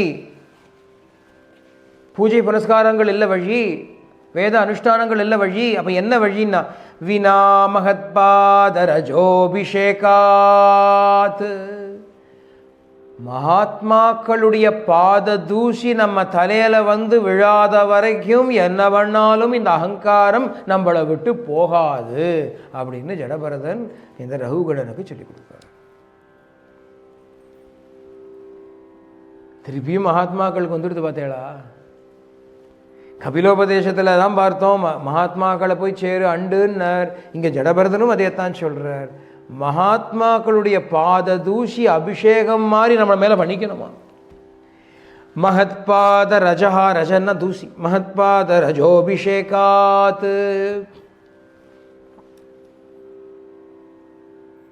மகாத்மாக்கள்கிட்ட ஏன் போகணும் அப்படின்னா, யத்ர உத்தம ஸ்லோக குணானுவாதः பிரஸ்தூயதே கிராமிய கதா விகாதः நிஷேவ்யமானோனுதினம் முமுக்ஷோ மதிம் சதிம் யச்சதி வாசுதேவே. மகான்களுடைய ஒரு சமீபத்தில் சாநித்தியத்தில் எப்பவும் பகவத்கதை மாத்திரம்தான் இருக்கும். எதை பேசினாலும் எப்படியோ திரும்பி அதை பகவானோட சேர்த்து விட்டுடுவாவா. கிராமிய கதைகள் இருக்காது, அவகிட்ட காசிப் இருக்காது. ஒரு கால் இருந்தாலும் அதை எப்படியோ பகவானோட சேர்த்து இணைச்சு பகவான்கிட்ட மனசை கொண்டு போய் சேர்த்துடுவாவா. அதான் மகான்களுக்கும் சாதாரண மனுஷாளுக்கும் வித்தியாசம். பகவானை பற்றி ஆரம்பித்து லௌகிகத்தில் முடிஞ்சிடுவா சாதாரண மனுஷா. மகான்களோன்னா ஒரு கால் லோக விஷயத்துக்காக ஏதாவது வார்த்தை ஆரம்பித்தாலும் கடைசியில் பகவத் விஷயத்தில் கொண்டு போய் நிறுத்திடுவான் நம்மளுடைய மனசை. யத் உத்தம ஸ்லோக குணானுவாதः பிரஸ்தூயதே கிராமிய கதா விகாதः. இந்த கிராமிய கதைகளெல்லாம் தள்ளி வச்சுட்டோம். அடுத்த வாழை பற்றின பேச்சு, மனுஷாலை பற்றின பேச்சு, அது நடந்தது இது நடந்ததுங்கிறத அனாவசியமான பேச்சுக்கள் எல்லாம் விட்டுட்டு பகவத் கதை பகவத் குணம் அப்படின்னு அதையே பேசின்னு இருக்கக்கூடியதான நிலை. அப்பேற்பட்ட வாழ நிஷேவ்யமானோனு தினம் முமுக்ஷு, முமுக்ஷுக்களாக இருக்கக்கூடியவர்கள், சாதகர்கள், ஞானம் வேணும் மோட்சம் வேண்டும் அப்படிங்கிற ஆசையோடு இருக்கக்கூடியவர்கள் இப்பேற்பட்ட மகாத்மாக்களை தினமும் போய் சேவிக்கிறதுன்னு என்ன அர்த்தம் தெரியுமா? ஏதோ சாஷ்டாங்கமாக காலில் விழுந்து சேவிக்கிறது மாத்திரம் அல்ல, செவி சாய்ப்பது சேவிப்பது. செவி சாய்ப்பதுன்னு சொல்லுவோம், கேட்கறதுன்னு அர்த்தம். செவி சாய்ப்பதற்கு அப்படிங்கிற பதத்துக்கு தான் சேவிக்கிறதுன்னு ஷார்ட்டாக எடுத்தோம். சேவிக்கிறது சேவிக்கிறது, செவி சாய்க்கிறது செவி சாய்க்கிறது, செவி சாய்க்கிறது சேவிக்கிறது சேவிக்கிறது. புரியுறதா? விழுந்து விழுந்து நமஸ்காரம் பண்ணுறதில்ல சேவிக்கிறது.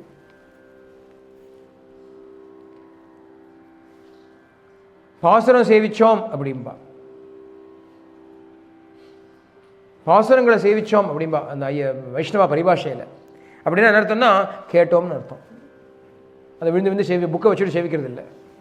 சேவிக்கிறதுங்கிறதும் சொல்லுவோம். எதுன்னா நான் விழுந்து சேவிக்கிறது, பெருமாளை சேவிக்கிறது.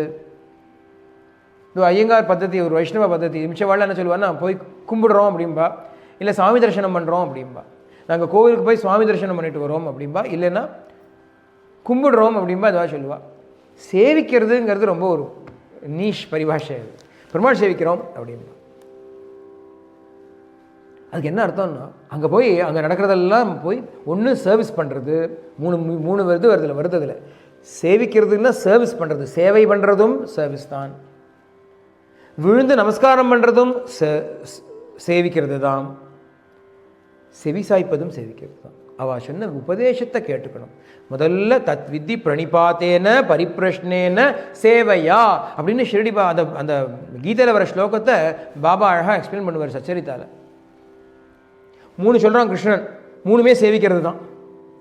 தமிழ் ஆக்கணும்னா பிரணிபாத்தேன சேவிச்சு, பரிப்பிரஷ்னேன சேவிச்சு, சேவையா சேவிச்சு.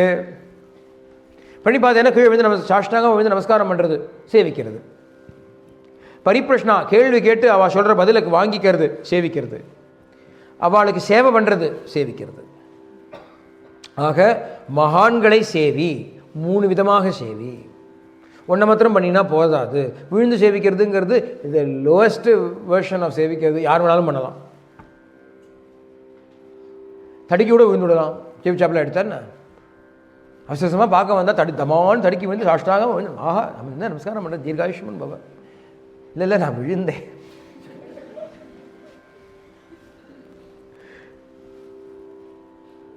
நிஷேவ்யமானோ அனுதினம். என்னைக்கோ ஒரு நாளைக்கு அவளை பார்த்தா போருமா அப்படின்னா முமுட்சுகளுக்கு போகாதுன்னுட்டான். சாதாரண மனுஷாளுக்கு வேணா போரும். என்னைக்கோ ஒரு நாளைக்கு அவளை போய் பார்த்துட்டு வந்தேன்னா முமுட்சுகளுக்கோ அனுதினம், நித்தியம், டே ஆஃப்டர் டே. தினம் அனுதினம், அனுதினம் தான் நெக்ஸ்ட் டே, அனுதினம் அனுதினம் next day next day next day. அனுனா ஃபாலோயிங்னு அர்த்தம், சக்சஷன் அப்படின்னு அர்த்தம். அனுதினமும் திரும்ப திரும்ப அந்த மகான்களை போய் சேவிக்கிறது, அந்த மகான்களை போய் பார்க்கறது, அந்த மகான்களுக்கு முடிஞ்சதான ஒரு சேவையை பண்ணுறது, பணிவிடைகளை பண்ணுறது, அவ சொல்லக்கூடியதான அந்த பகவத் லீலை, பகவத் குணம், பகவத் கதை, பகவத் விஷயம், பகவத் ஞானம் இத்தனையும் கேட்டு காதால வாங்கி நெஞ்சில் இருத்தி கொள்வது தான் சேவிக்கிறது. அது பண்ணணும். அப்படி பண்ணால் வாசுதேவனான பகவான் மேலே உனக்கு பக்தி ஏற்படும். அந்த பகவான்கிறது என்ன? ஞானம் விசுத்தம் பரமார்த்தமேகம் அனந்தரம் து பகி பிரம்ம சத்யம் பிரத்யக் பிரசாந்தம் பகவத் சப்த சஞ்ஞம் யத் வாசுதேவம் கவயோ வதந்தி. ஞானம் விசுத்தம், சுத்தமான ஞானம். அசுத்தமான ஞானங்கள் உண்டா அப்படின்னா வெறும புத்தியால் தெரிஞ்சுக்கிறதுங்கிறது வெறும் அசுத்தமான ஞானம்தான், விற்பி ஞானம்தான். அனுபவம் ஏற்பட்டால் தான் ஞானம் ஆகிறது, விஞ்ஞானம் ஆகிறது. அதனால விசுத்தமான அந்த ஞானம், விசுத்தமான அந்த வஸ்துவை பற்றின ஞானம், அசுத்தமான உலக விஷயத்தை பற்றின ஞானம் அல்ல, உள்ள இருக்கக்கூடிய ஸ்வயம் பிரகாஷ ஜோதியினுடைய ஞானத்தை தான் இங்கே ஞானம் விசுத்தம். பரமார்த்தம், உலகத்தினுடைய ஜீவிதத்தினுடைய பரமமான அர்த்தம், the primary meaning of life. That pure knowledge, anantaram ekam, that one knowledge, undivided knowledge, non-dual knowledge, abahihi, அதுக்கு உள்ளே வெளியே அப்படின்னு inside and outside are not applicable to it. பிரம்ம சத்தியம், பிரம்மமாகவும் சத்தியமாகவும் ஞானமாகவும் சுத்தமாகவும் பரமார்த்தமாகவும் ஏகமாகவும் உள்ளே வெளியே என்பது இல்லாமல் இருப்பதாகவும் அகண்டமானதும் இருக்கக்கூடிய அந்த ஞானத்துக்கு எப்படி இருக்குன்னா பிரத்யக் பிரசாந்தம், பிரசாந்தி. பிரத்யக் பிரசாந்தம் அப்படின்னா, பிரத்யக்கு அப்படின்னா அனுபவபூர்வமான பிரசாந்தி நிலை. அந்த பிரசாந்தி நிலை தான் பிரசாந்தி நிலையம் அப்படின்னு சுவாமி பேர் வச்சார். இந்த பிரசாந்தி ஸ்திதி அதுதான் ஞானமும், அந்த சாந்தி தான் ஞானம், அதுதான் மோனம், அதுதான். அதை இன்னொரு பேரையும் சொல்லி கூப்பிடலாம்னு சொல்றார், பகவான் சப்த சஞ்ஞம். It is also denoted by the word Bhagavan. யத் வாசுதேவம் கவயோ விதுஹு, வாசுதேவன் அப்படின்னு அவனை கூப்பிடுறா அப்படின்னு. ஏன் வாசுதேவன்கிற பேர் மாத்திரம் நாராயணன் சொல்லப்படாதா? கோவிந்தன், கோபாலன், கிருஷ்ணன் சொல்லப்படாதா? வாசுதேவன் என்னன்னா ஏன் வாசுதேவன்? வாசிதம் புவனத்ரயம் வாசனாத் வாசுதேவஹா. மூன்று உலகத்திலையும் எது வாசம் பண்றதோ அது வாசுதேவன். மூன்று உலகங்களும் எவனில் வாசம் செய்கிறதோ அவன் வாசுதேவன். எல்லார்கிட்டையும் அந்தர்யாமியா வாசம் பண்றதுனால அவனுக்கு வாசுதேவன். எல்லாரும் அவன்கிட்ட வாசம் பண்றதுனால நமக்கு ஆதாரம் அவன் தானே. நம்ம எங்க இருக்கோம்? அந்தரத்திலையா இருக்கோம்? பகவான்கிட்ட தானே இருக்கோம். பகவான் தானே நமக்கு ஆதாரபூதம். அந்த ஆதாரமான பகவான் வாசுதேவன். எவனிடத்தே நம்ம இருக்கோமோ, எவன் நம்மிடத்தே இருக்கானோ அப்பேற்பட்டவனை வாசுதேவன் அப்படின்னு ஞானிகள் கூப்பிடுறாப்பா. அந்த வாசுதேவனான ஆத்மஸ்வரூபத்தை தெரிஞ்சுக்கோ. அதை தெரிஞ்சுக்கணுமானால் மகான்களை போய் சேவி. அவனுடைய பாத தூசி உன் தலையில விழுந்ததுன்னா, பாத தூசினா நம்ம என்ன காலில் இருக்கிற அழுக்கெல்லாம் தலையில போட போறாளா என்ன? அவளுக்கு என்ன போச்சு? நம்ம தலையா காலில் அழுக்க தடவணும்? அப்படி இல்லை. அவ கால் தூசிக்கு நான் சமம்னு நம்மளை கீழே தாழ்த்திண்டா அவ காலு கீழே போயிடுவோம்னு அர்த்தமாம். அந்த காலு கீழே போனால் அவள் கால் தூசி நம்ம மேலே விழும் இல்லையா? அவள் நம்ம தலையில் ஏறி நிற்க போகிறது இல்லை. நம்மளை தாழ்த்திக்கணுமா? நம்மளை தாழ்த்தின்னு விட்டா அவள் கால் அடியில் தாழ்த்தினுட்டோமானால் அந்த தூசி நம்ம மேலே விழுந்தா போல ஒரு சிம்பலிசம் தானே, அலகிரி தானே இது, மெட்டஃபர் தானே இது. It is not that we really have to bathe ourselves in the dust of the Mahatma's feet. இதெல்லாம் தெரிஞ்சு நிறைய பேர் சில பேர் அப்படியே பண்ணுவா. அவன் நடக்கிற செயலாம் துணியை வச்சுப்பா, அப்புறம் தலையில் கொட்டிப்பார். அந்த மாதிரிலாம் பண்ண வேண்டாம். அதுக்கு என்ன அர்த்தம்? பாவார்த்தத்தை புரிஞ்சுக்கணும். It means to lower yourself In humility, humble yourself so much in front of the Mahatma that you are as though under his foot, so that the dust of his feet is now appearing to fall upon your head. இதை நானும் நீ மாத்திரம் பண்ணணும்னு அவசியம் இல்லை, பகவானே பண்ணிட்டு இருக்கான். மேன்மேல் தாழ்ந்திடும் அன்பர்கள் சேர்ந்து நீ மேன்மையுற்றனையன் அருணாச்சலா. அண்ணாமலையார் என்ன பண்ணுறாரா அருணாச்சலன், மேல் மேல் தாழ்ந்திடும் அன்பர்கள். அவன் குறைச்சி குறைச்சி ஹியூமிலிட்டியில் they are going lower and lower. He goes and joins with them. Because he joined with them, he is now great. நான் தான் வசத்தின்னு சொன்னா எவனும் மதிக்க மாட்டான். உங்களோட ஒருவன் நான் அப்படின்னு பகவான் நம்மளோட பழகிறதுனால தான் பகவான் நம்ம தூக்கி வைக்கிறோம். எட்டா தூரத்துலன்னா அவர் எட்டாவே இருப்பார். அப்புறம்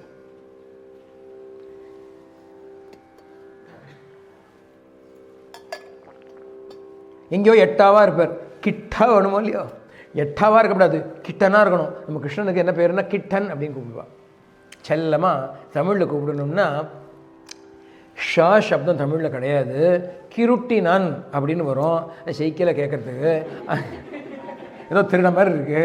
கிருட்டினன் திருட்டினன் அப்படின்னா அது நல்லா இல்லை. அந்த ரூ எடுத்துருவா, கிட்டன் கிட்டன் கிட்டன்னு கூப்பிடுவா.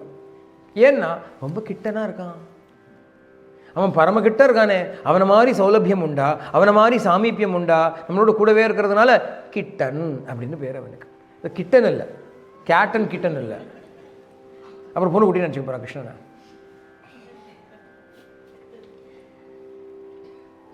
இல்லை பாதி புரிஞ்சுன்னு இங்கிலீஷ் வேறு, பாதி புரிஞ்சு ஏதோ கிட்டனை பற்றி பேசியிருக்காரு அவர்.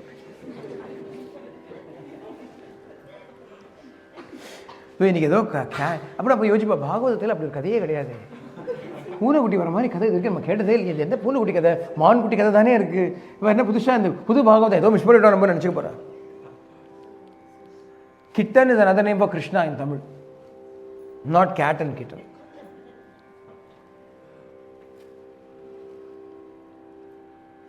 எட்டாமல் இல்லாமல் கிட்ட இருக்கிறதுனால தான் அவனுடைய மகாத்மியம் பெருசாக இருக்குது. அதனால் நம்மளுமே லகு ஜடபரதனுடைய ஒரு பெரிய உபதேசம் என்ன, ஒரு கால் ஊகிக்கலாம்.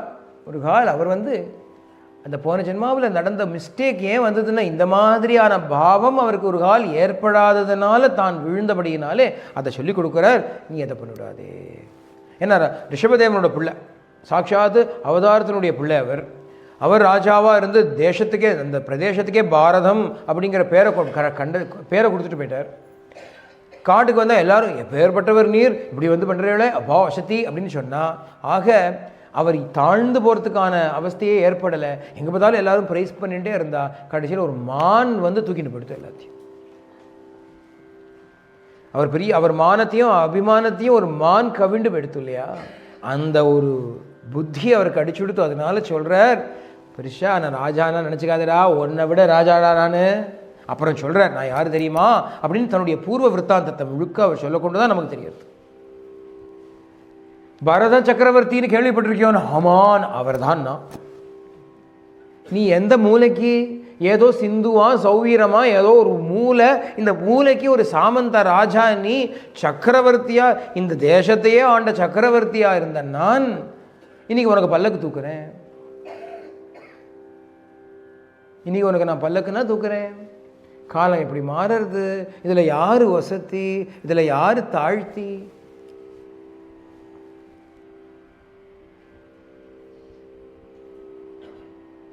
இந்த பூந்தானம் பாடுவாரே, இந்த ஞானப்பானில் பூந்தானம் சுவாமி சொல்லுவார், என்ன மாடியில் இருக்கிற ராஜா அப்புறம் தோளில் இடத்தையோ தூக்கிட்டு போகிற வேலை பிச்சைக்காரன்னு என்ன சொல்லுவார். சொல்லுவார், அது பெரிய ராஜா மாடி மேலே இருக்கான், நாளைக்கு அவன் இப்படி தூக்கிட்டு போகிறதுக்கு எத்தனை நாள் ஆகும். எதை கர்வப்படுறது நம்ம. ஹரதி நிமிஷாத் காலத் சர்வம் மா குரு தன ஜன யௌவன கர்வம் ஹரதி நிமிஷாத் காலத் சர்வம். உன் ஃபோட்டோவே எடுத்துப்பார், 20 வயசு இருக்கிறச்சே உன் ஃபோட்டோ எடுத்துப்பார். நீயானு உனக்கே சந்தேகம் வரும், ஐயோ அவ்வளோ நான் தான் இருந்தேன், நான் 10 வருஷம் முன்னாடி இருந்த ஃபோட்டோ எடுத்துப்பார். இப்படி மாதிரி இப்படி கழுடு தட்டி படுத்தேன், தலையெல்லாம் நினச்சி படுத்தேன். அதில் டை பண்ணிக்கிறா, டை பண்ணாலும் கழுடு தானே, அது தெரியறதே. நீ டை பண்ணாப்புல உன் வயசு தெரியாமல் போக போகிறது, எல்லாம் தெரியதான் போகிறது. இதனால் இதிலெல்லாம் கர்வப்பட்டு பிரயோஜனம் இல்லை. உடம்பு, ஆஸ்தி பாஸ்தி, ஏதோ அறிவு, ஏதோ படிப்பு எல்லாம் மறந்து போயிடுத்துனா எத்தனை நாளைக்கு? ஒரு நிமிஷமாக மறந்து போயிடும். நம்மளே மறந்தே போயிடுத்து, என்னமோ படித்தேன், எல்லாம் ஒன்றும் ஞாபகம் இல்லைன்னு எவ்வளோ தடவை சொல்லியிருக்கோம். அன்றைக்கி வேணால் நான் ஃபஸ்ட் ரேங்க்னு சொல்லிக்கலாம், நான் பெருசாக வாங்கிட்டேன் நாக்குன்னு பீத்திக்கலாம். இன்றைக்கி ஞாபகம் இருக்கோ, ஒன்று கேட்டால் ஞாபகம் இல்லை, என்ன பிரயோஜனம்? இதில் கர்வப்பட்டு என்ன பிரயோஜனம்?